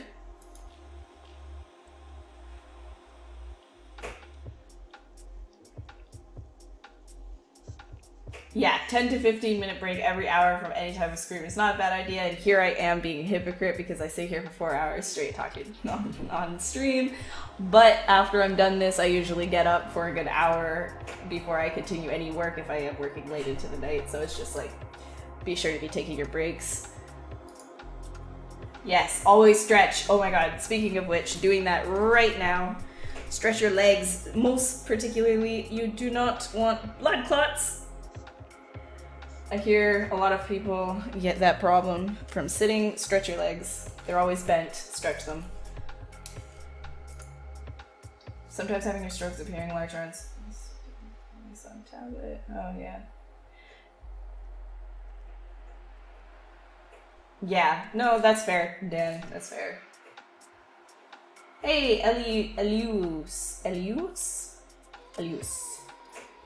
In 51 degrees in Colorado. Oh, that's pretty nice. That's not too bad.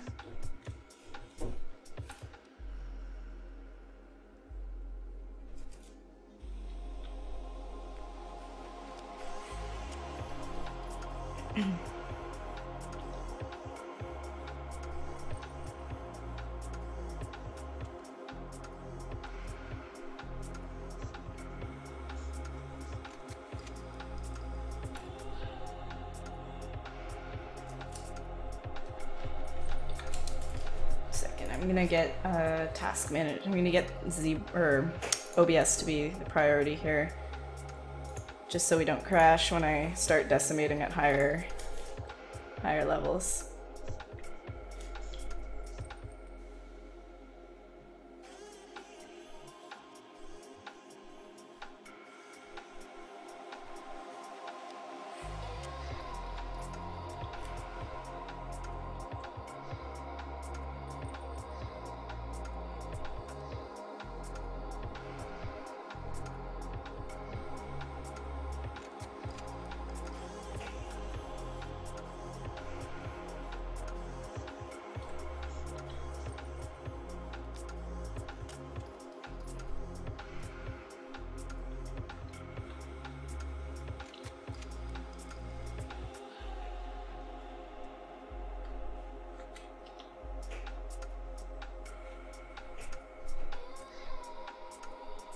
Hey Recreations, how's it going? Uber bar.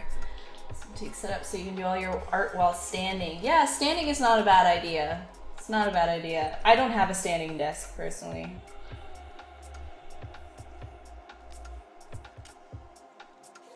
Alright, see ya Kyle, thanks for hanging out. Yeah, Tim and Matt Thorpe are tomorrow. Timothy Rat and Matt Thorpe, sorry, are tomorrow. If you guys are heading out, then that's fine. We still have another hour and 50 minutes of this stream.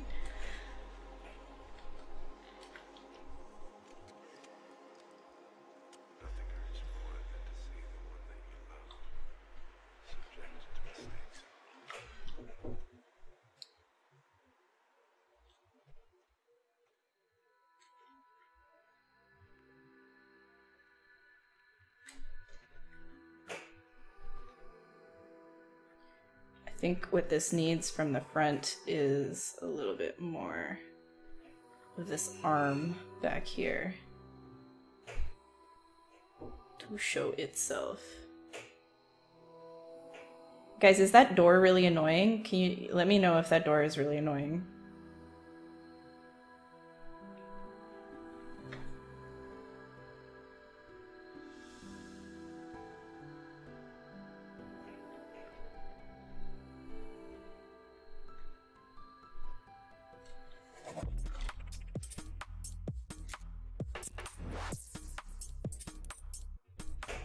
Oh, okay, you can't even hear it. Okay, that's good.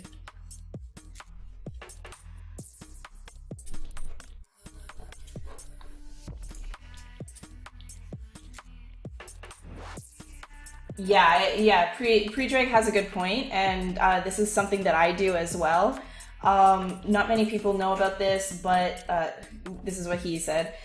it's quite good to put your feet on something while you're working, like a chair that's on the same height level, or the chair that you're sitting on, the way that blood doesn't flow down your feet and shins and do not feel any fatigue. But it's also good in terms of like avoiding health risks and like, you know, just keeping your blood flow going. So I actually I usually work with my legs like on a slant down, but like outwards. So like if I've been holding my legs curled a bit too much, like, you know, sitting like a normal, like, you know, here's my knee and then down sort of a thing, like, then you want to like stretch them out and keep them on an angle, or put them up on a little like stool or something. I usually don't have them completely perpendicular or anything like that, or like completely like, you know, level with my body rather. But I do put them up sometimes, or I rest them on the back bit of like my desk.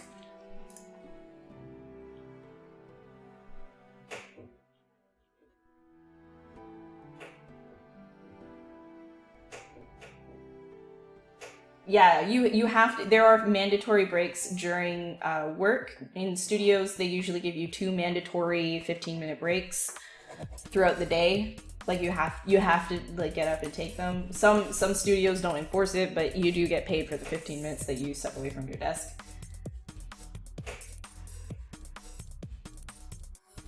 Hey Dart, what's up?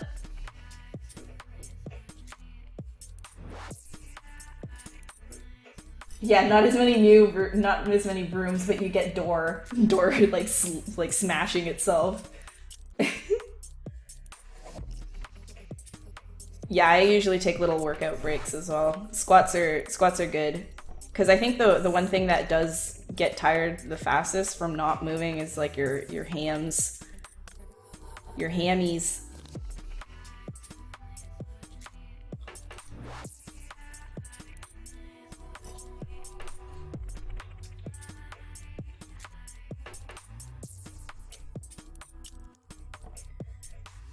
And as much of like, you know, being a great artist requires a grind, and, you know, you got to be working long hours, what comes first above everything else is your health. And I don't want to be that person, but I'm going to be that person. Like, you got to take your health seriously, because when you're feeling good, then you can make good stuff. Like, if you're not feeling good, then you're not going to make anything great, and you might just end up getting sick. You might end up in the hospital, whatever it might be. In the long run, it's not going to be good for you. And it won't be worth it. So always put your health above, you know, everything else.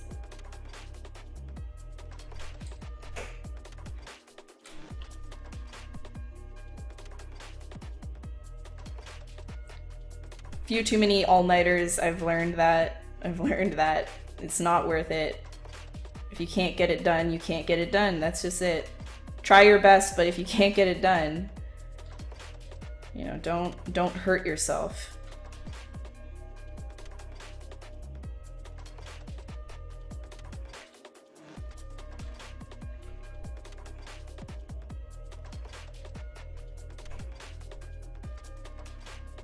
Did I change my hair color?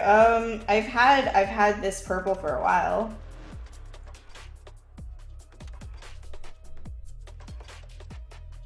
Yeah, Ross Tran. Yeah, he's pretty funny. He's pretty great. He's pretty fun.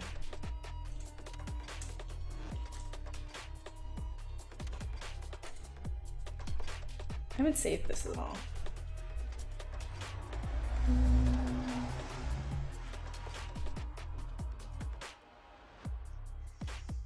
You're doing Shane's workshop and you got offered a job because of it? That's amazing. Good for you. That's awesome. Yeah, I'm sure Shane's workshop is probably great. I haven't taken it myself, but he offers a workshop for anybody who's interested. And Shane Olson is incredibly good at stylized characters, and he breaks down the characters in a way that's like very easy to understand.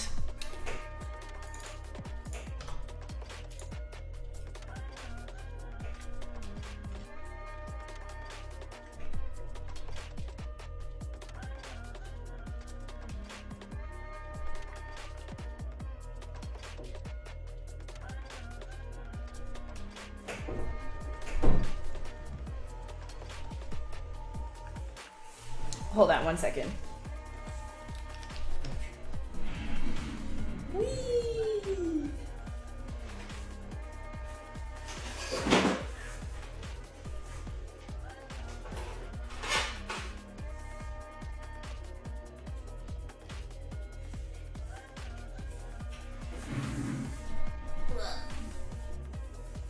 Okay. That would be better. The door was bothering me anyways.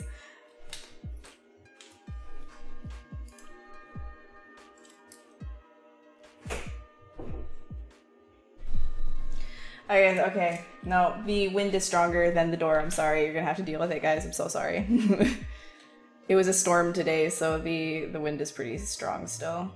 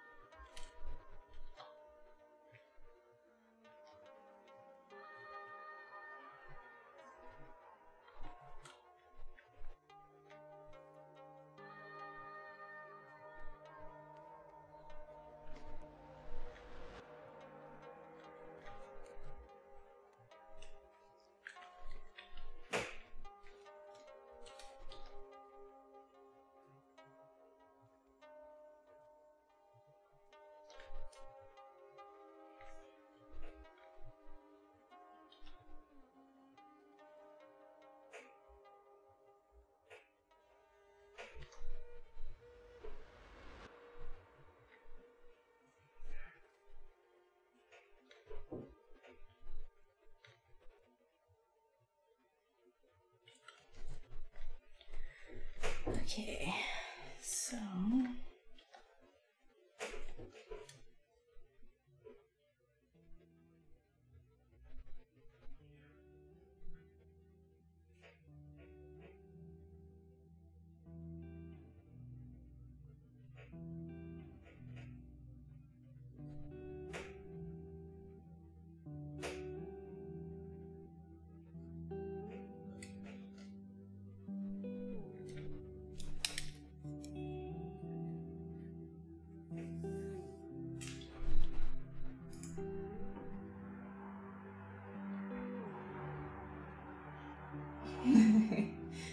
a ghost of past rooms coming to me. Oh my gosh, no.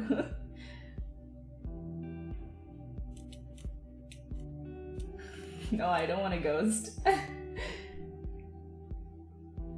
Any available tutorials available for small creature sculpting or basics, etc. Wolfie, if I were you, I would check out Z Classroom.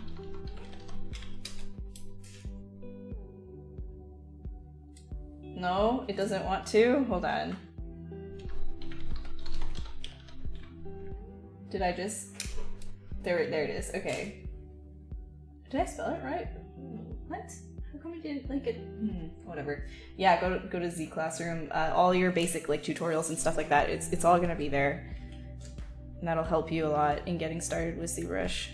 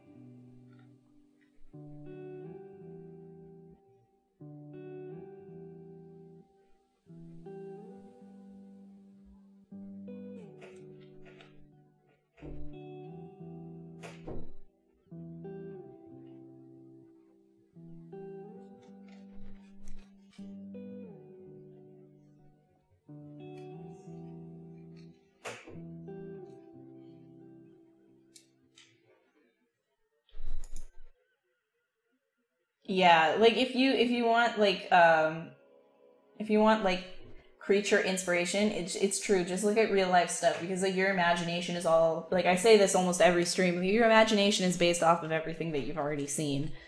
So if you fill your mind with a whole bunch of crazy looking creatures that already exist, your mind is able to piece those together in some really interesting, creative ways.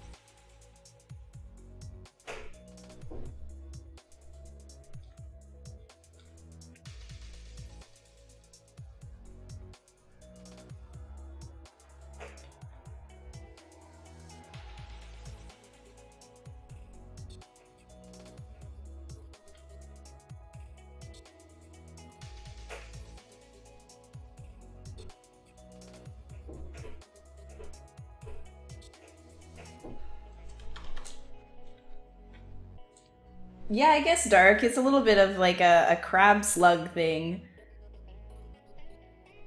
It's very much like a sea creature sort of an idea. This is a little bit less slug and more, I guess, like sea cucumber. Those things are really like gross. Sea cucumbers are nasty.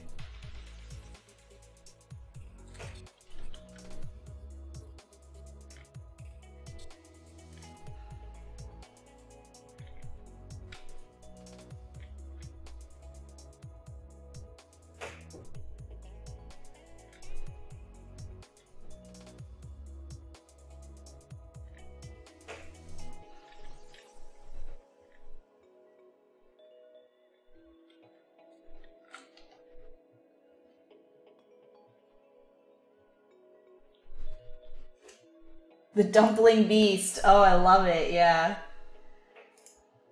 In Australia, would it be better to do North America or Europe?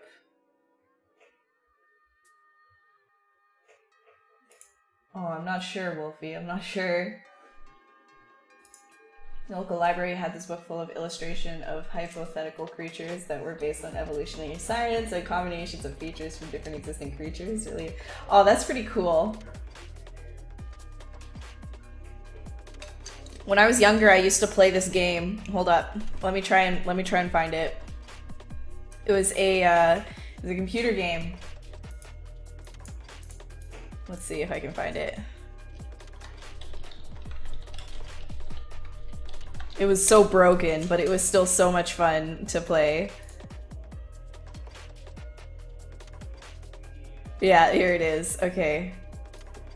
I don't know if you guys... This is the funniest game. Like, it's so great. I love this. Have you guys ever played this game? If you've played this, you will know how fun this sort of a thing is. But it's just like literal, like, you know, slapping together of animals. Like there's no real integration. Like it's terrible design, but it's still like it's the idea. And it was such a broken game too. Like you could just like you could put together a whale and like a killer whale and like a bumblebee or something really stupid, and it would be like the strongest thing in all of existence. It was so dumb. And these were super annoying because the piranhas spit. Anyways, like this game was probably one of my like the most like absolute fun things that I was playing when I was a kid. And look at it, it looks absolutely ridiculous too. Absolutely ridiculous. But it's fun. And I used to play that stupidity when I was a kid. No, it's honestly, it's a great game. Like, it's broken, though. Once you find the meta, like, it's really broken, but it's still really, really fun.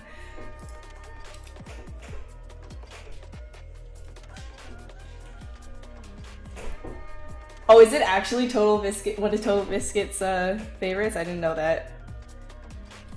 Yeah, I loved that game when I was a kid.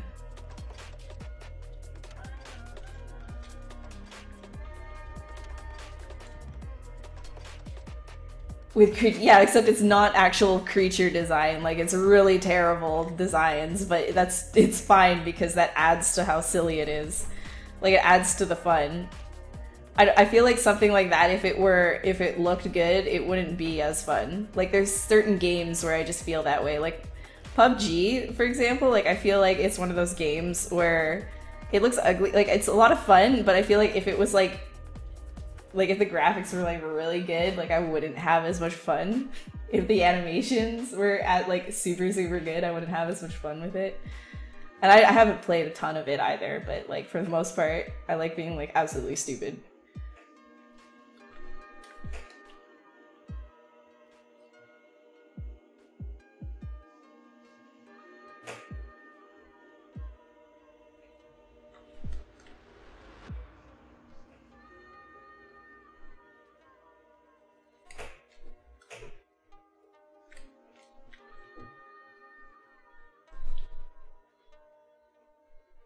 Sim Earth. Oh yeah, okay, I haven't heard about that one. Hey Wipeout, what's up? Shane! We were just talking about your course. There's a few people in here that that have taken it, I think. Or somebody who has taken it. I think it was Dark. Also, Shane is another Pixelogic streamer. If you have any ZBrush core questions, ask him. He is the man for that. The man, the not-so-myth, but the legend, Shane Olsen. Everybody. The one we were just talking about. Did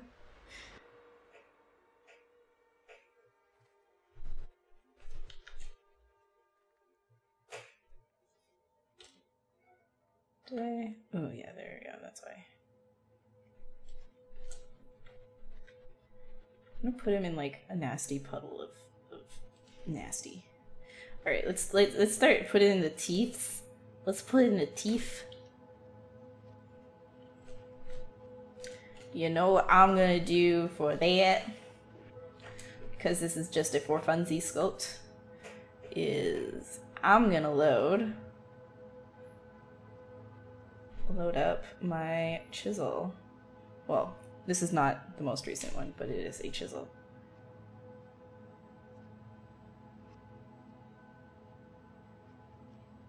My VDM.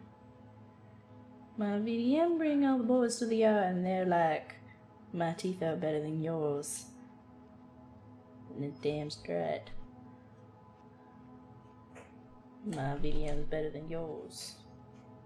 They're like, no, I don't like it that close.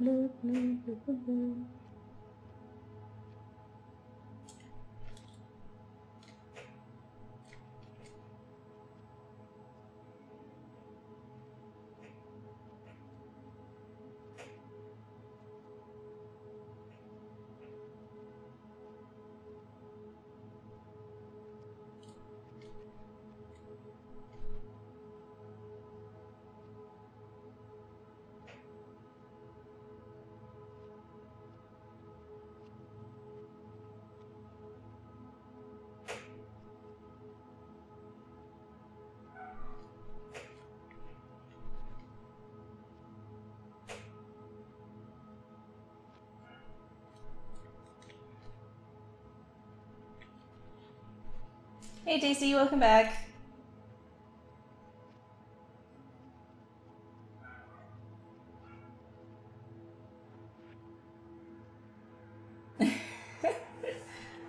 Also, I'm sorry, I didn't see you there, Non. But hello. What does repeat action live in the menus? So repeat action, are you talking about the difference between, oh, in the menus? I thought you meant, is it replay last? Is that what you're talking about?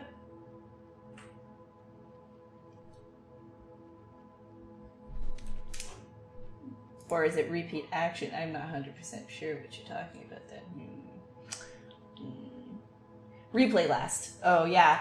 So replay last, I use that a lot. So here's an example. If I take this thing and I wanted to shrink it down, then I could repeat that last action again and again, over and over again, if I wanted to. If I wanted to, let's say, draw one line on this, or okay, maybe not with that, but like, let's say I wanted to do that, then I could repeat that over and over and over again, as long as I don't move away from that. But if you're asking where it is, which I think you were, my bad, but I was explaining it, it's in the stroke menu, replay last, which I have as shift 1 because all of my brushes are on my 1 through 0 hotkeys. But yeah, so sorry, Shane, I totally that just clicked into my head. No, he's not asking what it does. He's asking where it is. Excuse me, I have the case of, what? I can't read. Reminds you of your German teacher. Ooh, workshop. I don't envy you. Alright, see you, Hyper Beast. Have a good sleep. Or have a good night, or wherever it is you're going. Sorry.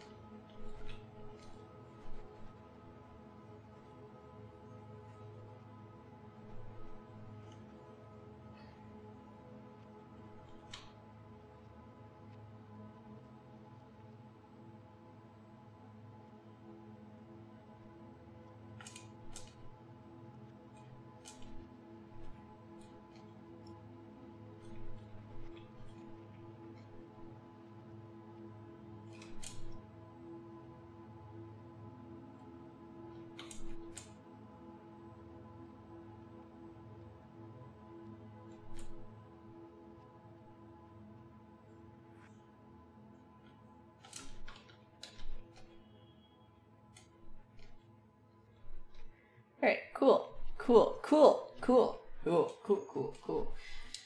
The Junday, hello, thank you. Welcome.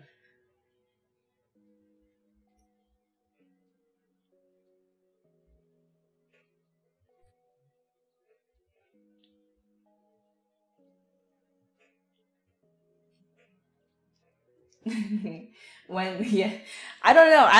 If people want to collab, hit me up. It's fine. I don't know. I keep asking Daddy, when are we collabing? I don't know. He keeps saying yeah, and then he just doesn't. So I don't know what that boy is doing. You go ask that boy. I don't know. You ask him. No, it's also me though. I do want to collab, but I'm also super busy with at home work. I keep taking on projects, and it's just kind of a little bit nightmarish. I need to, for a while, after, of course, I'm working on feature film right now at home, like with a studio, and then I keep taking on other freelance stuff as well. So once the current stuff is done, then I'll try to just be like, no more work until I do some stuff for me.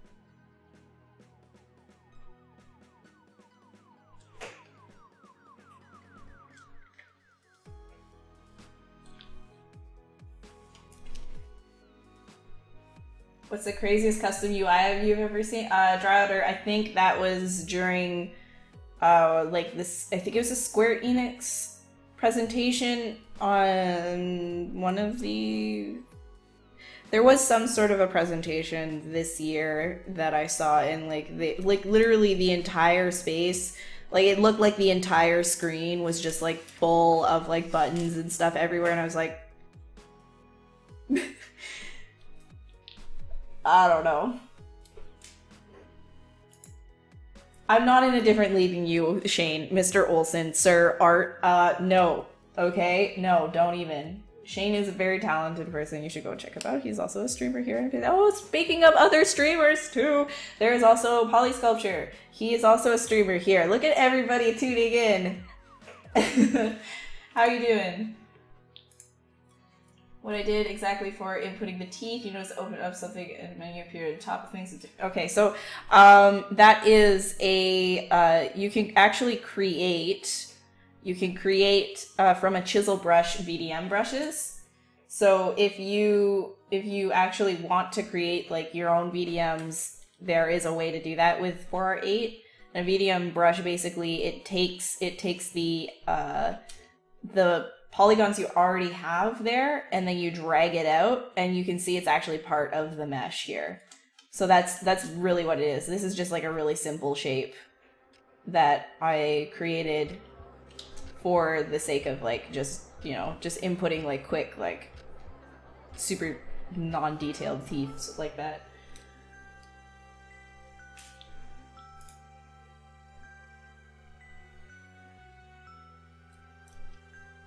Yeah, the grind is real, BPS. So not to be confused with an IMM brush. No, it's completely different. It's, well, not completely different than an IMM, but it is different from an IMM in the fact that you are dragging and changing the mesh, not adding to the mesh. You're just taking the polygons that are there. So you can see this, it's a better representation as I drag it. It's actually taking from the polygons. You can see it happening as that goes. It's taking what's already there and pushing it up into that mesh. So if you have something super low res, like right here, for example, you're not gonna get as crisp of an object. This only really works on higher res objects because it is taking what is already there and creating.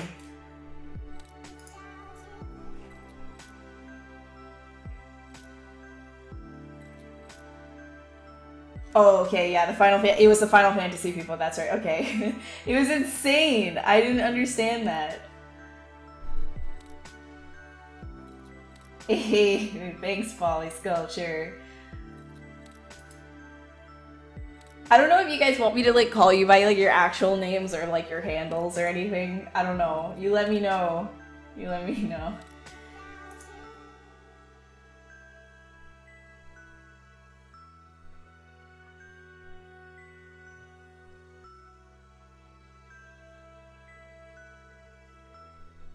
Would I teach you ZBrush?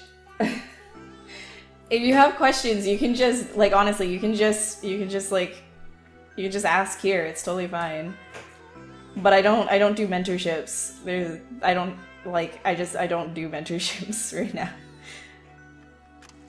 I am very flattered that you believe in me to do something like that, but I don't do mentorships, unfortunately.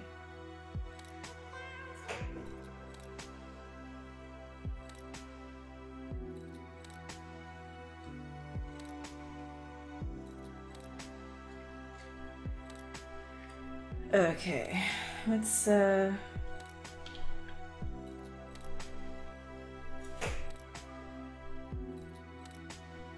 I think my favorite thing that they've updated, like with all the updates, honestly, it's so trivial, but my favorite thing is you see how my arrow changes right here to the side one, and then clicking on the divider, that used to actually collapse it like this, but now you have to double click it, so every time I misclick right here, it doesn't close, and I'm so happy. I'm so happy. It's so small, but it just makes me so grateful to be alive.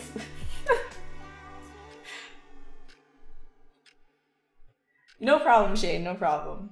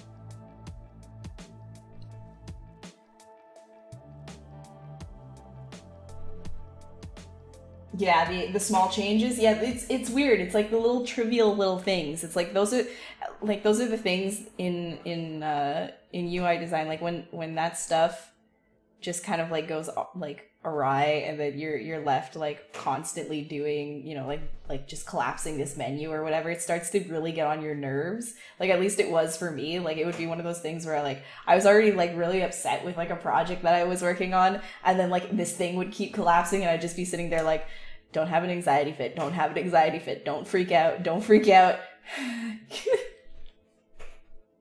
But like it's totally fine now.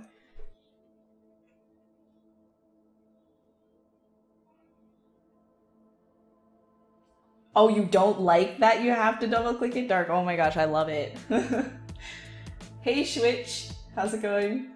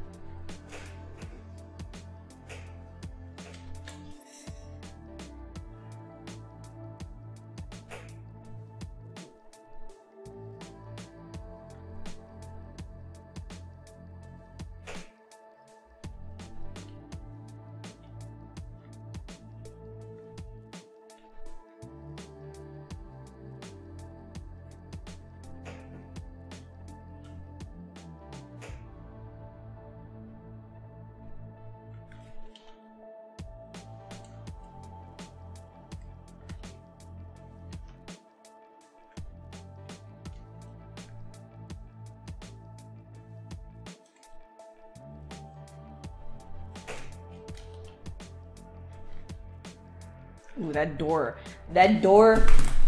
is getting on my nerves.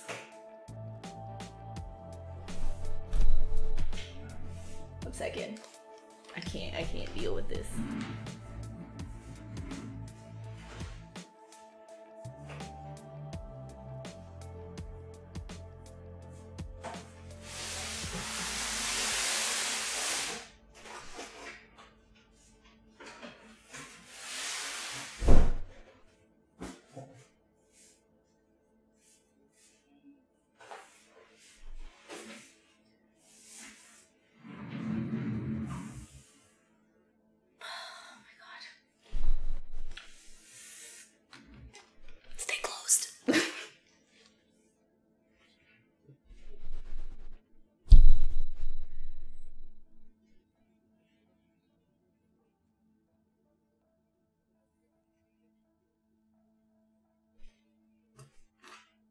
Oh, I'm not sure how to change it back.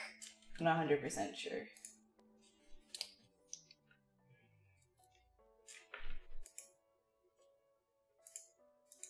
Like I don't know if there is a setting to do that.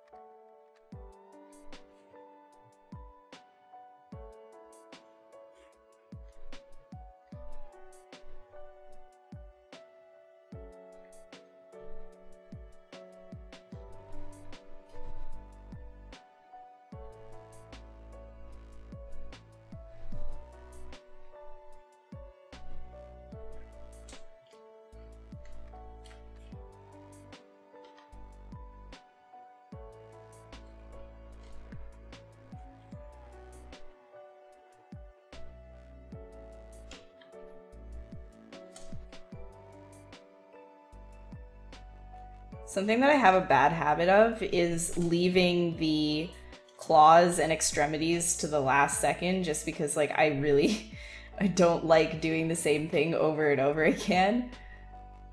Which is where I could just like duplicate and then repose and stuff, but it's just like for whatever reason, like I always get myself into this. It's never my favorite thing.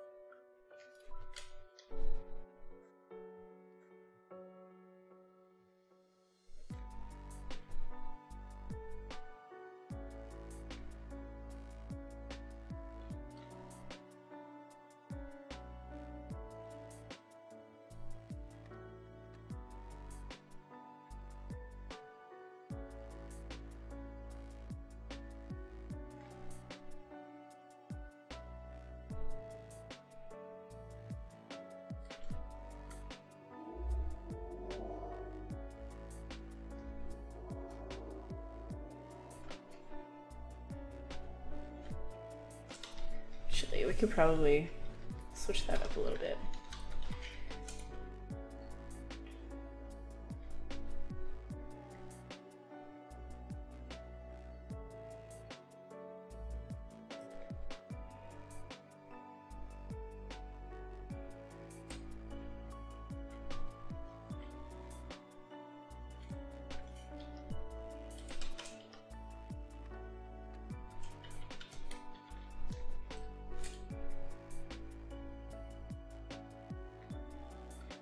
Oh, there goes my pressure sensitivity. Wah. My tablet sometimes does that. The driver stops working, you have to tab out of the program and then tab back in. Pretty silly.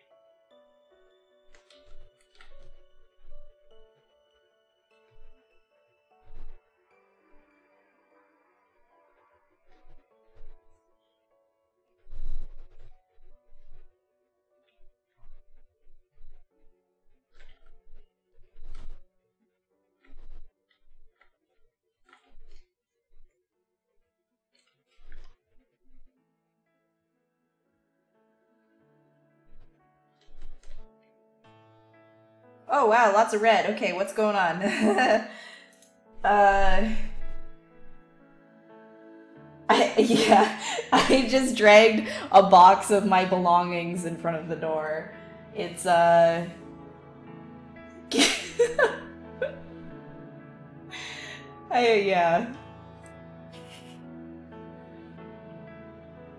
When did I last save? Right now. That's when I last saved. Guys, save. Thank you.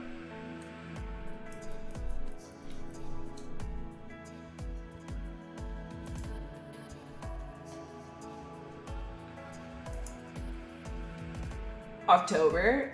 Why? How come dark? How did I texture this? If I wanted, what program would I use? And would you do retopology?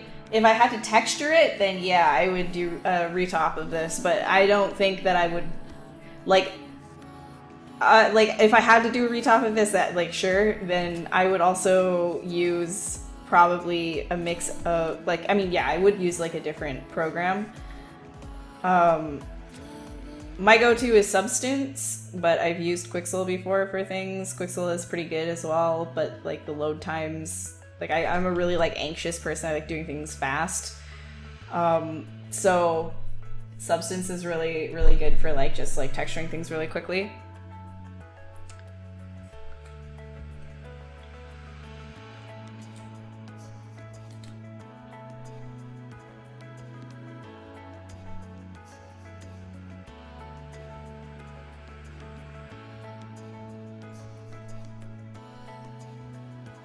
There's also actually, like, a lot of other programs though too. Those are the only ones. I'm just telling you what my go-to is.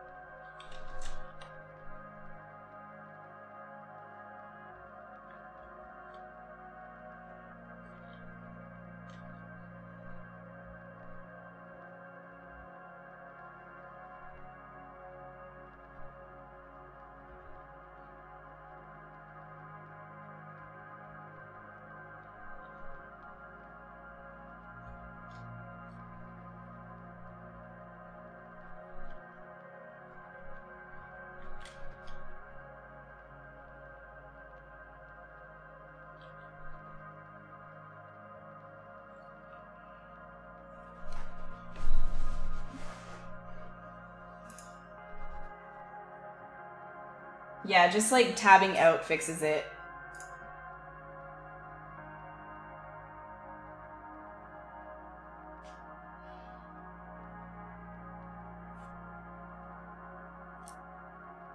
What UV software do I prefer? There's this thing called Hedis UV Layout I really like using. It's a smaller program, but like by far, like it is just dedicated to dealing with UVs, and it's really, really good if you want to look it up.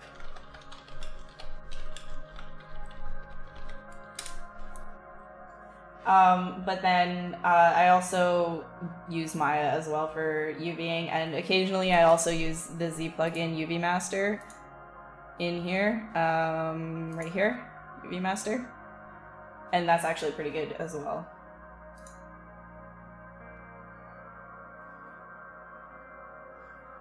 Oh, okay, yeah, no, everybody at Pixelogic is working their butts off for the summit.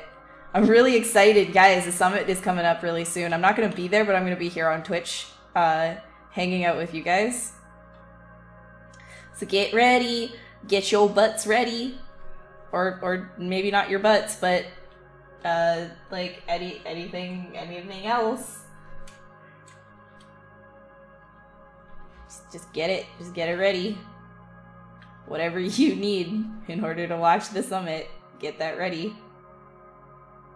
So maybe your butts.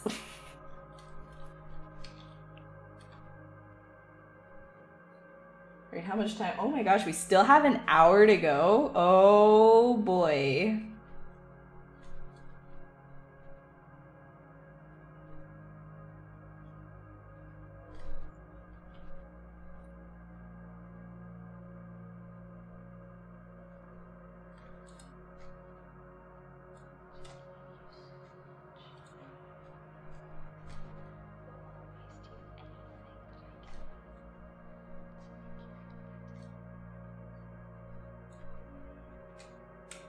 This is about the stage that I take my sculpt over to Photoshop and I do a paint over of it, but I'm not going to do that on this stream just because I want to see, hey, going further with the sculpt.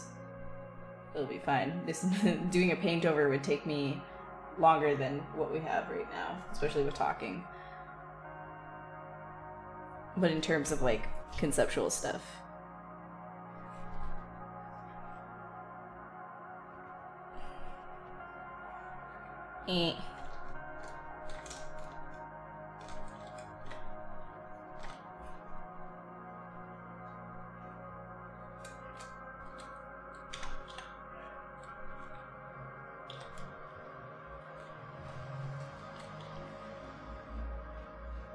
So I know a lot of you guys are going to be like dipping out now for a little bit. So if you guys don't know about all of the amazing artists here on Pixelogic, I really urge you to check them out.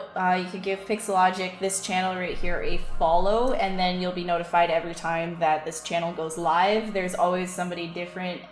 We come around on a weekly basis depending on our schedules, but there's a whole bunch of different artists that come on here, including the devs for ZBrush as well, so they're there to answer your questions. Other artists are there to share their personal workflows. There's like a jeweler, there's a bunch of stylized artists, there's a bunch of people that work from games, movies, like there's a whole bunch of different kinds of stuff that you can learn from here, so I urge you to check it out. And if you liked me, oh no, I've got a dirt in my eye. If you liked me, you can follow me at twitch.tv/a_cubed. We're gonna go for a little bit of a ride right here with my finger pointing down right there. You see it? That's where I am, right there. Tasty, zesty. So you can check that out if you want. We are a little bit more spastic on my channel versus this channel. I'm a little bit more of a spaz. This is a little bit more Q&A, ask me stuff about ZBrush and I'll answer you. Let's sculpt together. And over on my channel, it's a little bit trolly. So yeah, last night I was a little bit more focused, but usually we have like a little bit of like a goofy time over there. I'm still sculpting though, but yeah.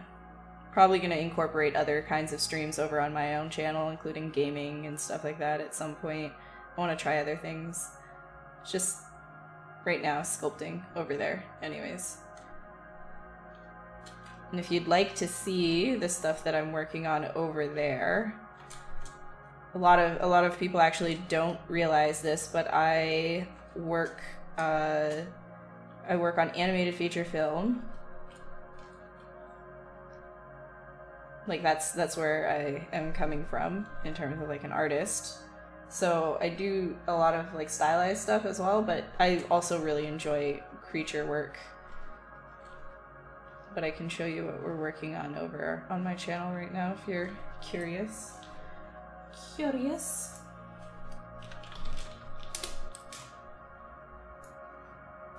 Blim blim blim blim blim blim blim blim blim blim blim blim. This is what we're working on over at my channel. Is this guy? We started him on the Pixelogic channel, and then I took it over to my channel, and then we started pushing it even further.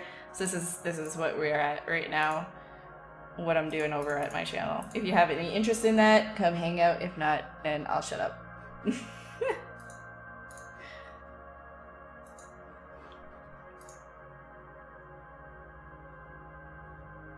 Summit has some live sculpting, product announcements, contests, panel loops, concrete tea, so much.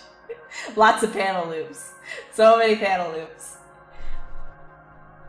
And attend the summit next year. There is one. There's always a summit. Like every year, there's a summit. There has to be a summit next year. I gotta go to the summit next year too. If I can, I will. I definitely will. I couldn't do that this.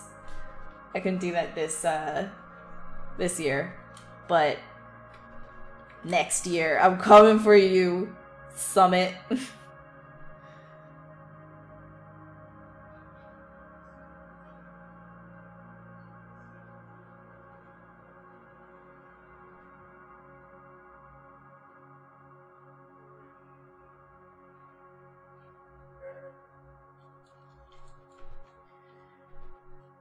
Alright, let's see, what can we do to push this more? We could start fleshing out. The overall silhouette is pretty decent. Let me save.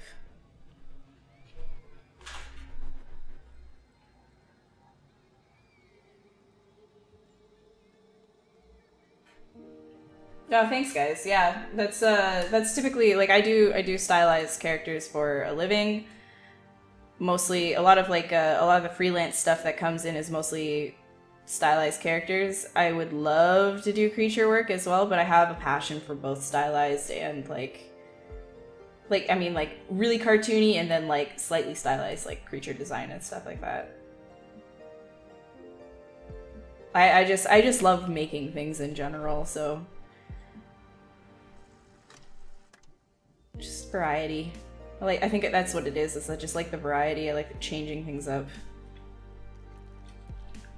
I'm addicted to sculpting.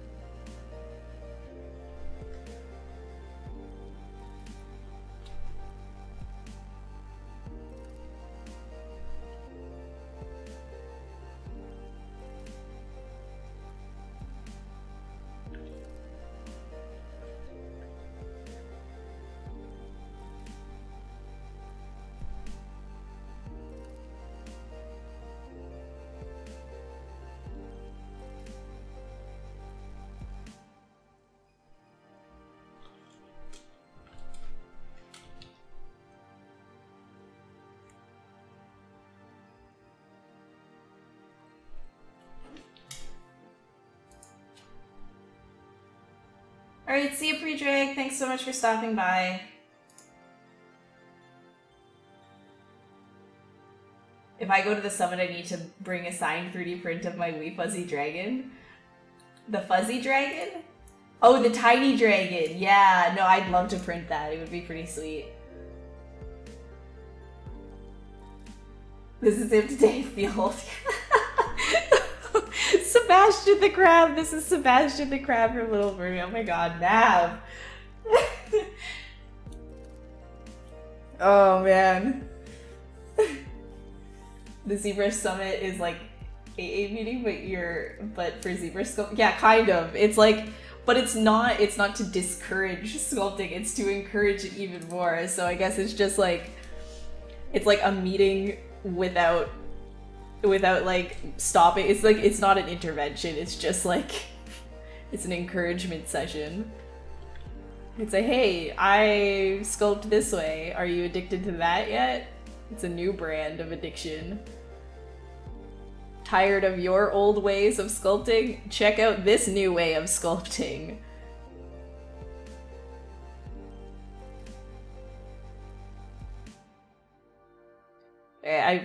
Next year I'm definitely gonna try and get my booty, my little tushy over there. That would be pretty dope.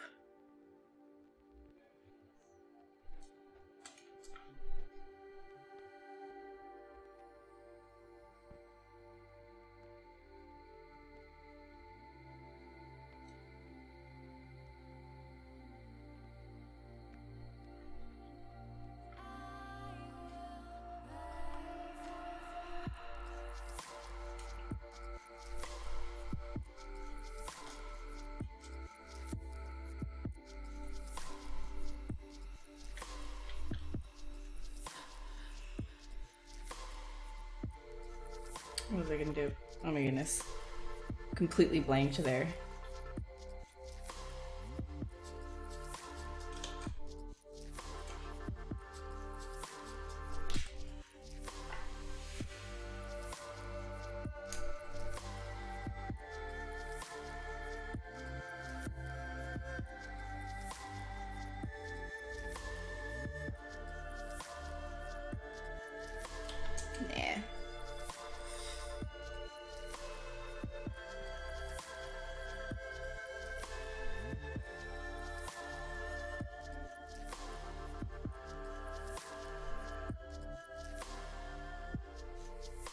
There's a way to avoid that, which is by storing a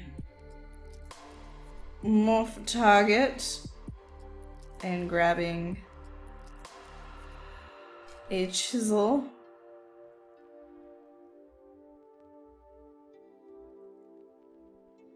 Then you end up not having that little line there. This is a little bit on the sharp edge for me.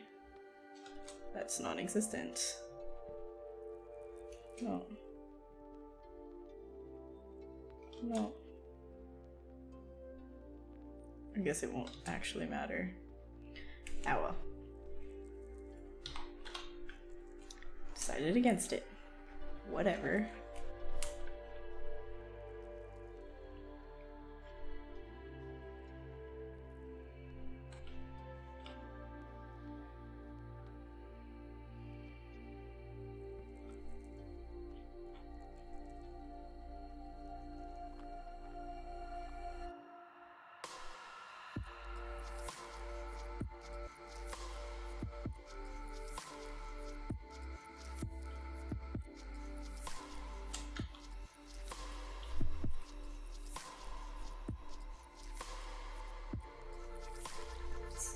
My bad. ZBrush pub crawl? That would be pretty cool. I mean, I feel like Danny would love that. If you were here earlier, you would understand why.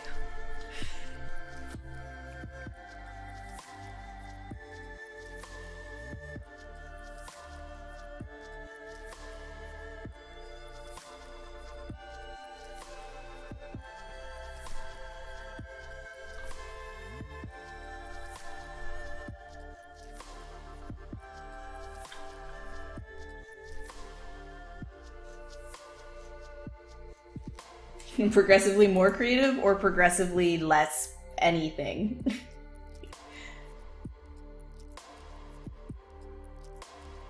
As a bride walking down the aisle? Yeah, a little bit. You just did your first sculpted sculptures? Nice. Yeah, sculpting digitally is really fun. Wait till you try ZBrush. You'll really, really enjoy, like once you get the hang of digital sculpting, you'll really enjoy what ZBrush offers.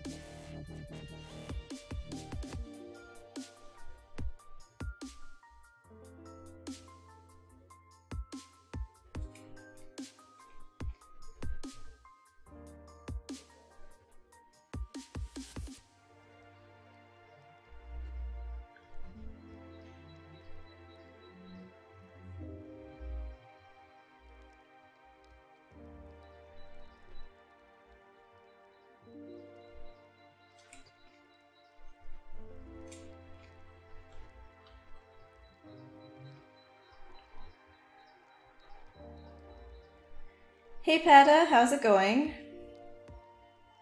Oh, don't worry. If you want to lurk, that's totally fine. But if you have any questions, don't feel afraid to ask. You can always ask. I'm just a little bit quiet because like I'm just doing detailing work here. So if you have any questions about like how I do anything or my approaches to anything, feel free to ask. All good.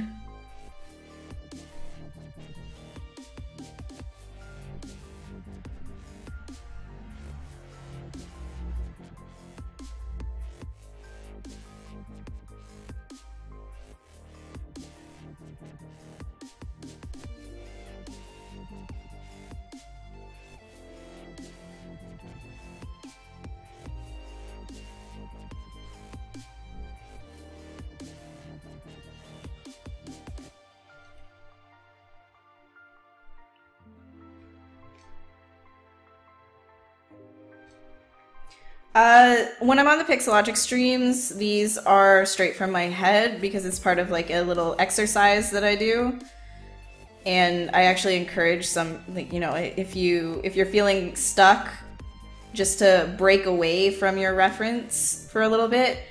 But the disclaimer that I always put is your work that you put in your portfolio, or if you want to ever improve on anatomy and all that kind of stuff, you don't ever want to just be doing things out of your head. You want to be referencing, but as a little bit of a break from all of that, it's actually a lot of fun and freeing to just kind of let yourself go and see what you come up with.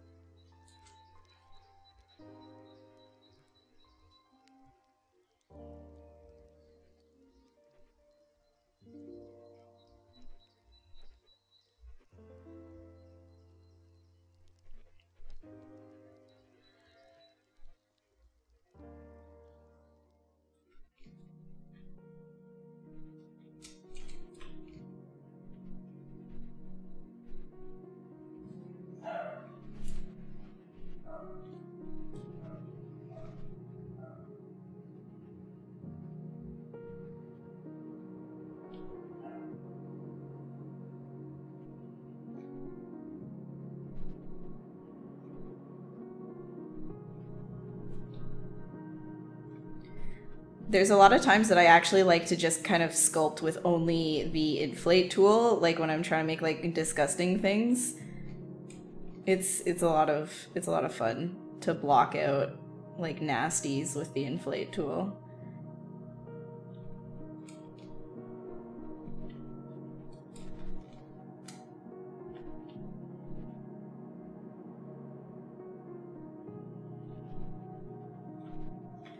Hey Imaginator, what's up?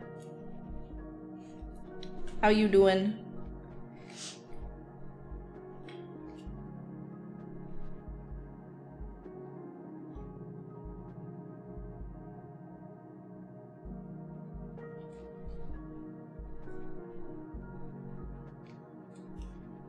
Hey, Dan Rorty. Oh man, guys, if you don't know Dan, I gotta give that guy a shout out. He is freaking bomb. Like, he is so good at what he does.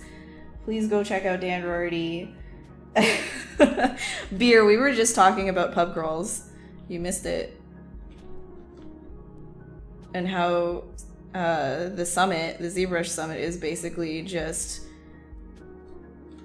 AA but for sculptors. But not actually, because all we want to do is encourage each other to keep doing it. But it is sort of like an addiction. How are you doing, Dan? How you doing? With subdivisions and Dynamesh workflows, is there any advice you can give? What exactly are you having problems with, Karma? Slug lobster, yeah, drummer.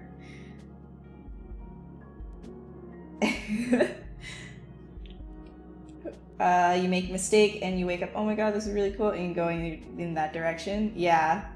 Yeah, that's fair. That's totally fair.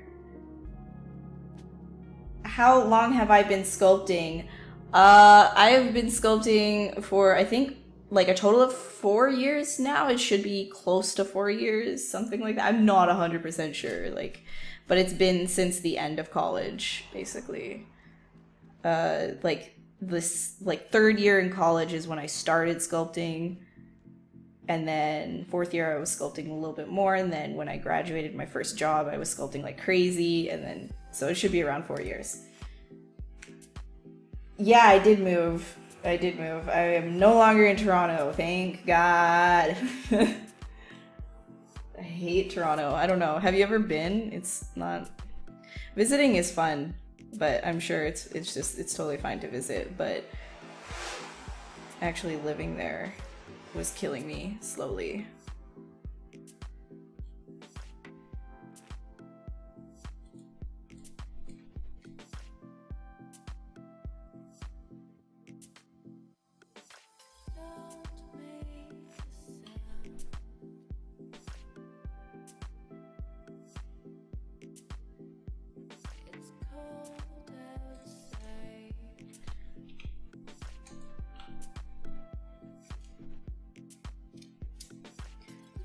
For a weekend, yeah, that's all you need. Like, honestly, that's all you need to visit Toronto. Just go for a weekend and then get out. Just get out. Don't let the hobos get at you. Oh man. Heavy sub tool if you subdivide it too much, and when you Dynamesh and re-Dynamesh, it sometimes gets the holes, which kind of screws your mesh. So the thing is, like, you don't really want to be doing a whole bunch of subdivisions when you're using Dynamesh. Like, I do subdivisions sometimes as like a quick, like, well, I don't really feel like re-Dynameshing and whatever, but it's not something that's really part of the workflow all the time. So what you want to do is, if you want to start working low res for, just as an example, I'll grab this thing. So you want, you know, maybe this is like your lowest resolution is at 40, you're working and you're like, oh man, I want to start adding more details. So then you increase the resolution, the Dynamesh resolution a little bit more, increase it, and then start adding a little bit more detail work and be like, oh man, now I like, you know, I need to add even more to this. Then you increase the resolution again and Dynamesh until it starts losing detail when you're Dynameshing, in which case then you want to go and switch over to ZRemesher and then reproject your details, basically. Hey Aubrey, how you doing? Did I draw paint before sculpting? Yes, I came from a traditional background. I actually went to fine arts dedicated high school. I never had any electives. It was just like, here's the studio space, go and be free with paint and whatever you want. So I was a little bit of a spaz of a child in high school, but I started going crazy with like, you know, just painting and stuff like that, learned to paint. And then in college, I went to an animation specific school. I got my bachelor's of animation. It was mostly 2D animation focused, but I taught myself 3D during that time because I realized I didn't want to be a traditional animator, but I still went through with it anyways, so here I am. You don't need that countdown speeding and chilling. Wait, you don't need the countdown speeding sculpty here? Chill and speak? Oh, okay, got you, yeah. Yeah, it is, it's a chill vibe. It's not, we're not spazzing. My channel though, I spaz sometimes. If you wanna feel free to follow me on my channel, it's on the little bar thing right down here below, all the way at the other side. That way.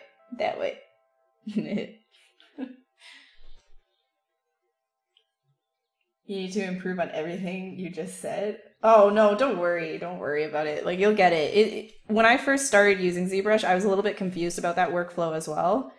But the more you play around with it, the more it's gonna just be like, oh, okay, I get it. And that actually makes like a lot of sense, and that actually like helps me. But you have to really be playing with it a lot. Just like anything, really.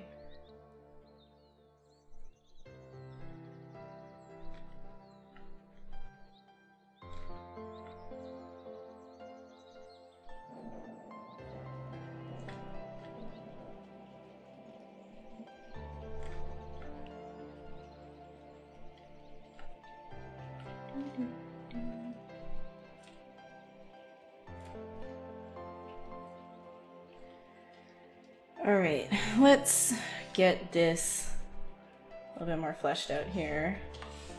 We have 30 minutes left.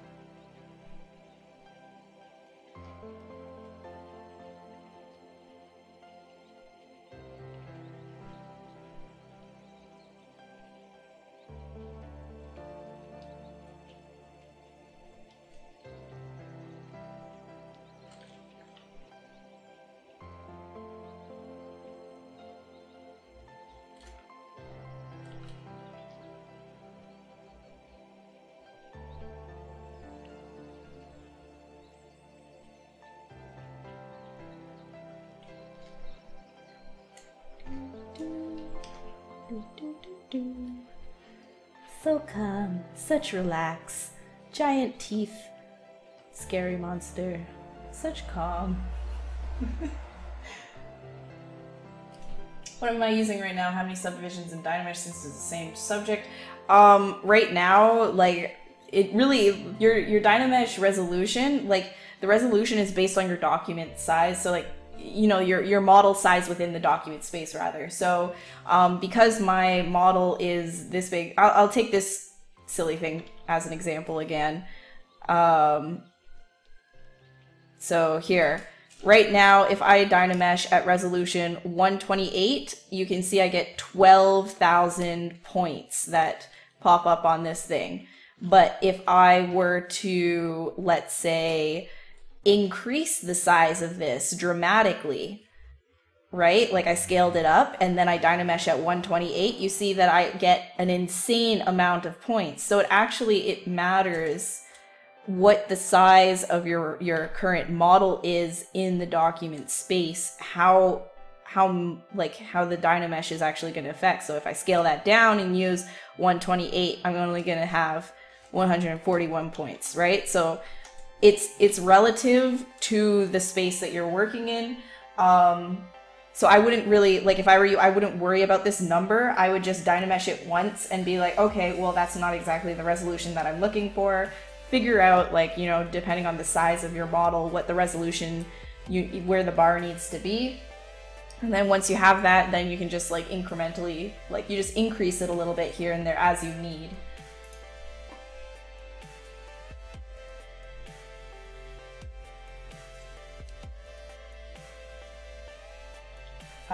Standardized workflow and terminology with other security software. But the thing is, I understand why they don't, though. The reason why they don't is because things in ZBrush are done differently than other 3D softwares. Like, I was getting a little bit frustrated. Like, yesterday I was using ZModeler on my channel, and I know how to use ZModeler, but I'm just like not like super proficient with it, because I do most of my hard surface modeling in other 3D packages, but I wanted to learn it more, so I was struggling through it on my channel last night. And I learned a lot, and I was getting a little bit frustrated at the fact that, like, you know, certain things were not called the same as, like, you know, in other 3D packages, but I also understood why it wasn't, is because, like, things are done a little bit differently here than in, like, a traditional 3D package. This is a sculpting software. So it's not, I don't think that they're naming things specifically to be different, unlike, you know, things like Blender. But it's just done differently. So they're not doing it just to be different or anything like that.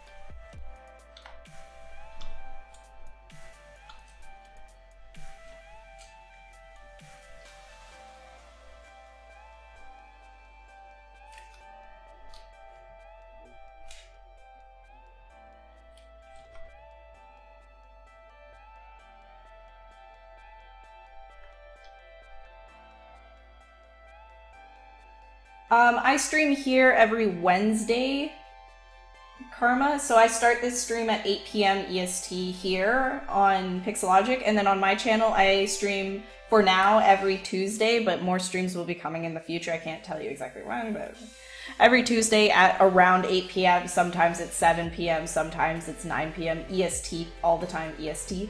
So you can catch that. Just a forewarning though, my channel is typically a lot more spastastic. I'm a little bit crazy on my channel, just because it's fun.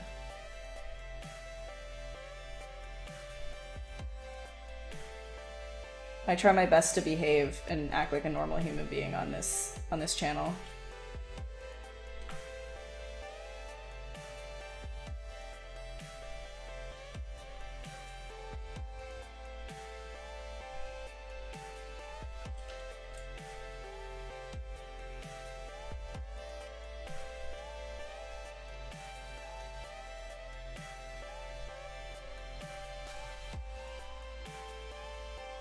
Ooh, I suddenly just got like really hungry. Does that happen to anyone around, like, when it gets close to like midnight, you're just like, I know I ate a lot only 4 hours ago, but I'm really hungry. It's always at midnight, just like, or like anywhere from like midnight to 3 a.m. I'm just like, give me a burger now.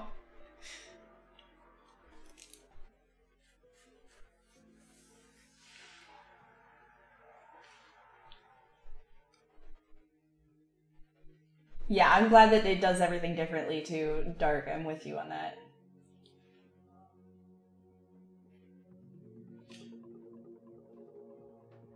Yeah, Karma, when you're here, like I am interacting with the chat all the time. In terms of chat-based sculpts, there's certain events that I do on my own personal channel where the chat actually is involved in what I sculpt and the subject matter, but usually, like, if it's not like a milestone stream or anything like that, then I typically end up just just kind of doing like a project that I've been working on. I'm still interacting with chat though. We still talk and stuff like that. So it's not like the dynamic is kind of the same, but I'm a little bit more insane because that's me. I'm sorry. My figurines the other day. Oh, I don't have any figurines. I didn't print out anything. I want to, but I haven't.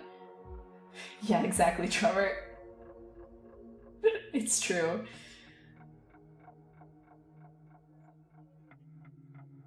Yeah, no, there's a few gripes I have with that program that I don't want to get into it. Hey Gabe, how's it going?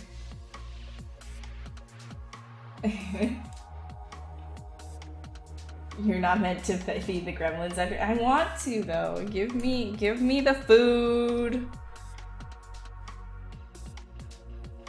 I need to go grocery shopping.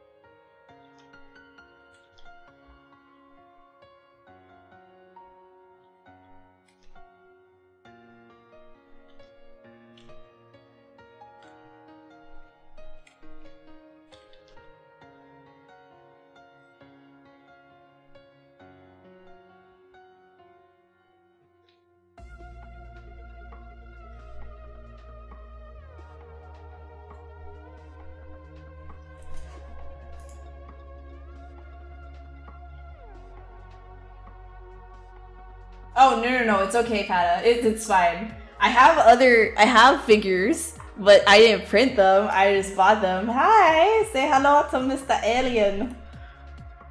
Like, he's got a little, this thing. It like pops out and then you can stick it back in. It's not really working anymore, but you could, yeah.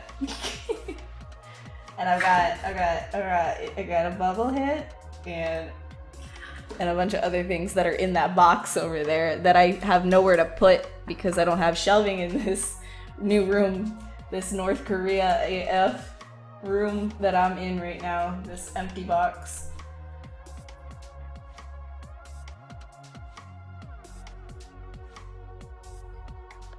Which would be more difficult to learn, ZBrush or...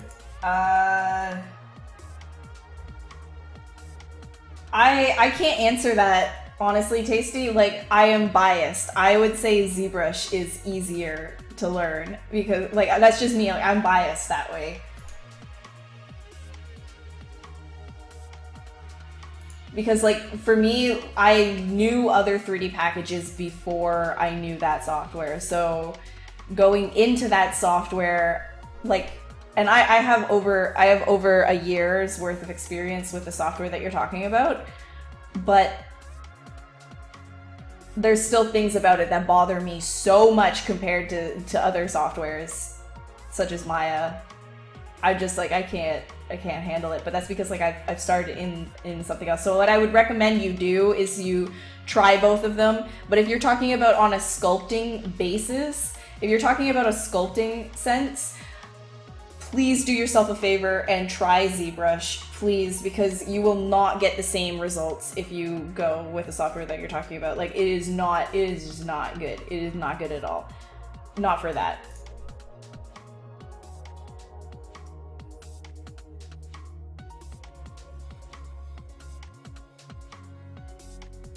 When is ZBrush 5 coming out? How would I know? Tomorrow. Diego, what up? I haven't seen you in forever. How are you doing?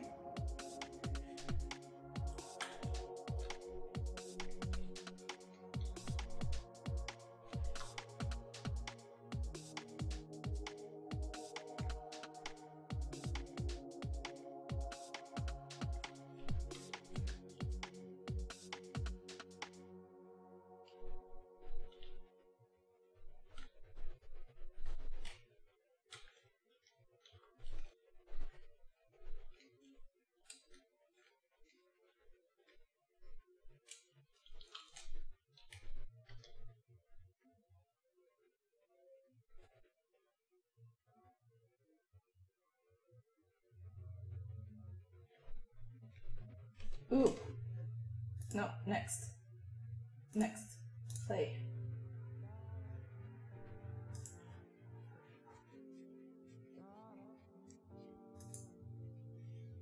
Subdivisions. If you're dealing with subdivisions in Dynamesh, then you're just being lazy like I am, because that's what I do, is I actually just... Once you get comfortable with it, you find yourself being lazy with the workflow. Basically what I'm doing is I Dynamesh something and then I just kind of like... I just Control D to give it more subdivisions. Subdivisions are literally just taking the mesh and cutting it up so that there's more topology. So I can give you an example here. You can see this is the unsubdivided mesh. If you go Control D and then look at it, it's basically taken every single one of those squares and cut it in half, but you see the triangles is where it starts to have a little bit of difficulty, and then you get 3 quads rather than 4 because it's a triangle.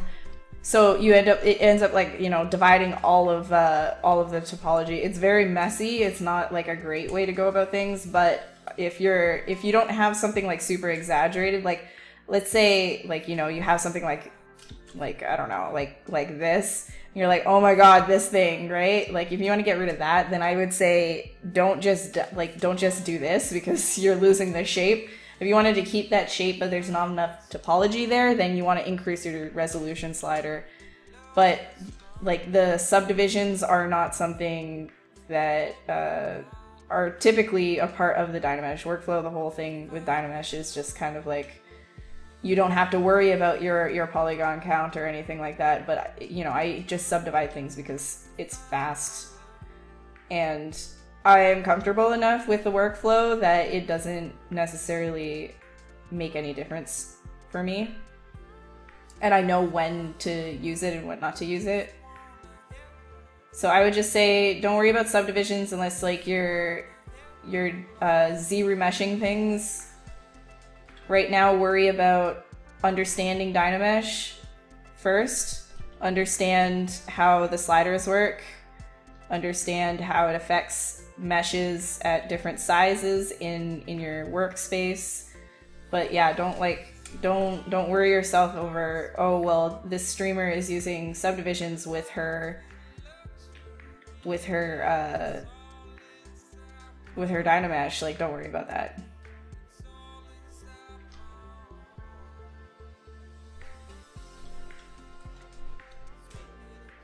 Yeah, a little bit like a lobster. Oh, did somebody say Kinder Egg? Did somebody say Kinder Egg? Look at how big it is. Guys, I'm saving this for a very special stream on my channel. It's so big.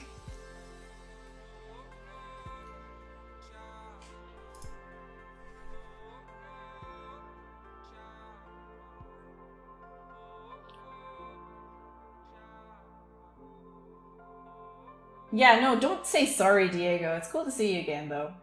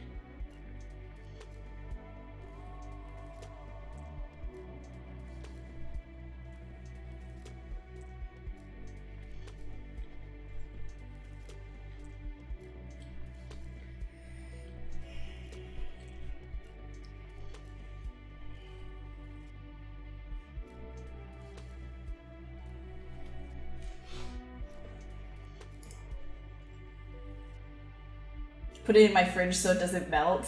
That's too late. I think it's already like kind of melted on one side. Like it's got a dent to where it's been sitting on the desk. Yeah, no, Karma, it's totally fine. You don't have to, don't worry.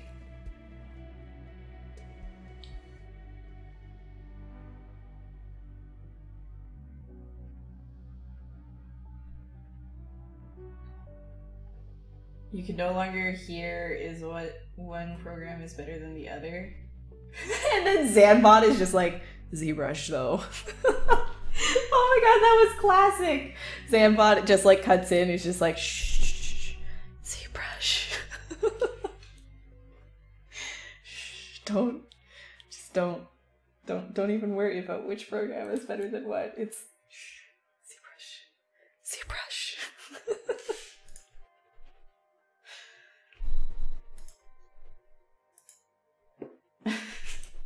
That's funny.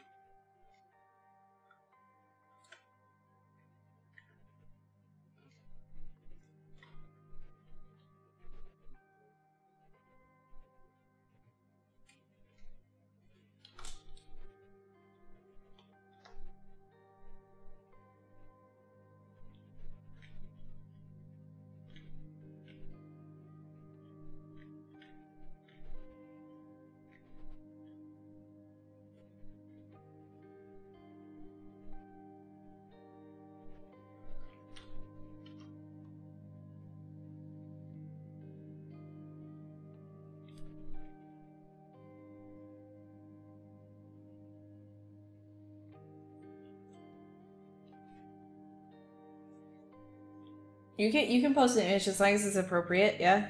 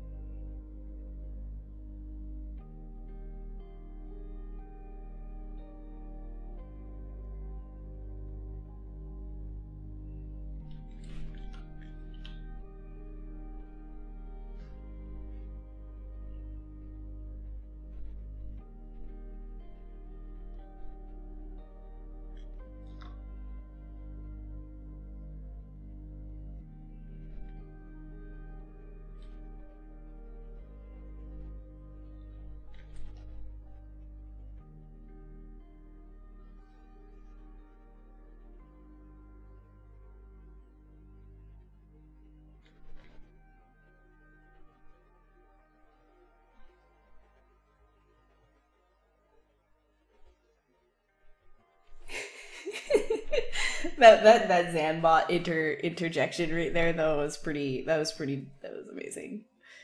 That was pretty funny. Pata's just like, oh yeah, no, like I can't hear like this debate anymore. I can't hear about other programs being better than other programs. Which program should I use? I can't deal with this anymore. And then Zanbot, like the channel bot, just cuts in and is just like, ZBrush. That's all it says. That's it. It's the only time it's ever shown itself. It's just like ZBrush. Oh my god.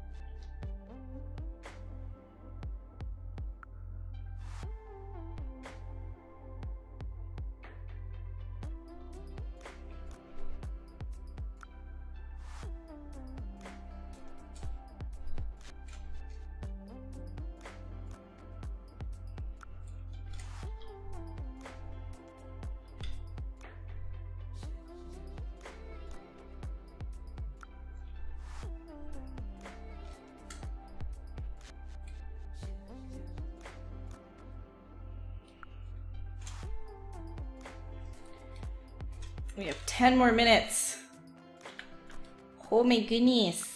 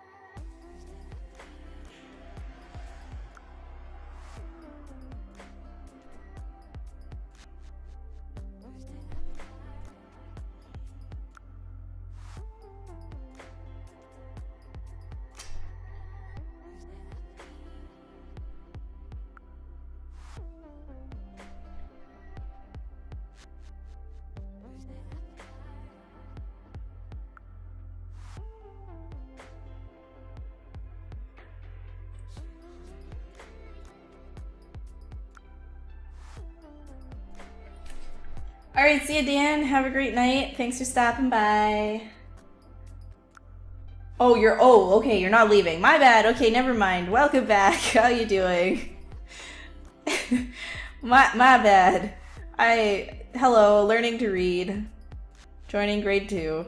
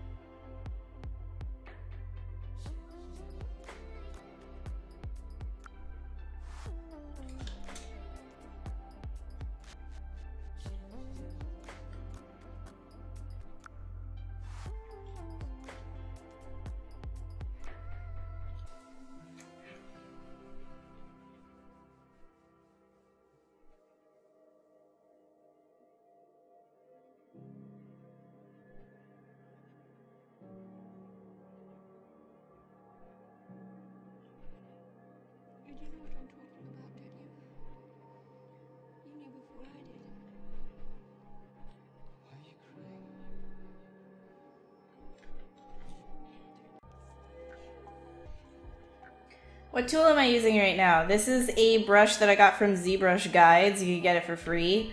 ZBrushGuides.com. Pablo is his name, the master. He is a very talented individual, and you should check out his not only his tutorials but his free content as well. Of his different kinds of brushes that you can get, and he teaches you how to create double action brushes for yourself and all that funness. Got some very cool stuff.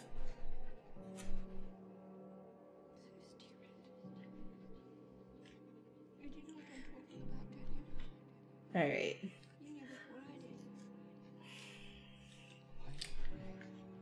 Why are you crying? Don't cry. Don't cry. Be happy.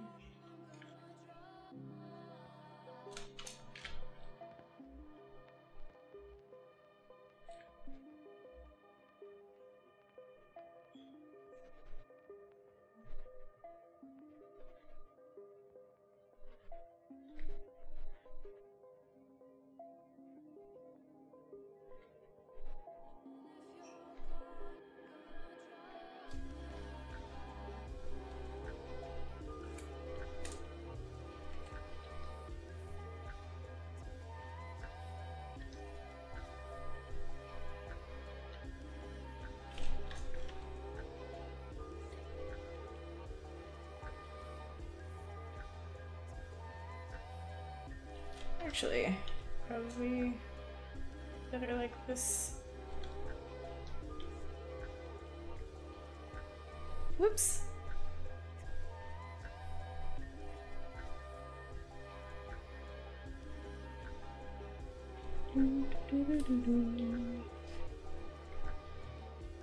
Finishing this guy up a little bit anyways. Like, it's not perfect, but it'll get to a point where it's like, yeah, alright. You can work with that as like a concept.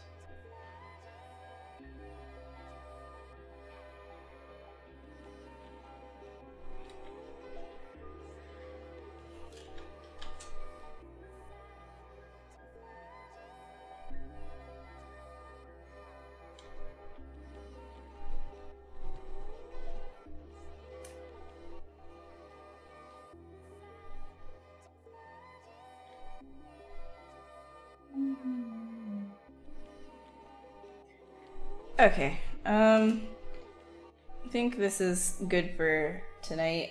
I think we got pretty far. We got alright. We got alright with him. I'm gonna quickly save. So this is tonight's creation. Some kind of creepy right here. Whoosh. Nice and chunky. Delicious. Ooh, tasty. Zesty. Zesty, zesty. Alright, so as a quick sign off, you guys, thank you so much for stopping by. I always have a really good time on this channel, and if you did like what you see, please give Pixelogic a follow and check out all the other awesome artists that are going to be streaming on this channel and already do stream on this channel. Over on my channel, if you want to have a little bit of silly times, I don't know how else to describe it, it's a little bit ridiculous over on my channel, but feel free to go follow me over at twitch.tv/a_cubed, which you can find, woo, hello, I teleported, down here. That's where I am, right down here. So if you want any of that, you can check it out. Otherwise, I am here every Wednesday at 8 p.m. EST, over on my channel every Tuesday at 8 p.m. EST, and you can catch all of the VODs, previous streams, etc. over at ZBrushLive.com or on their YouTube channel, which is just type in Pixelogic and you'll find them. If you haven't tried ZBrush and you would like to, I really recommend it. They have a 45-day free trial, which you can get down below or also on the Pixelogic website. And if you need to learn anything, zclassroom.com will have you covered for learning ZBrush. And tomorrow, the next people that are coming up are... At 12 p.m. PT time, Timothy Rapp, who is creating a bunch of assets for the game that he has made with one other person called Disc Jam.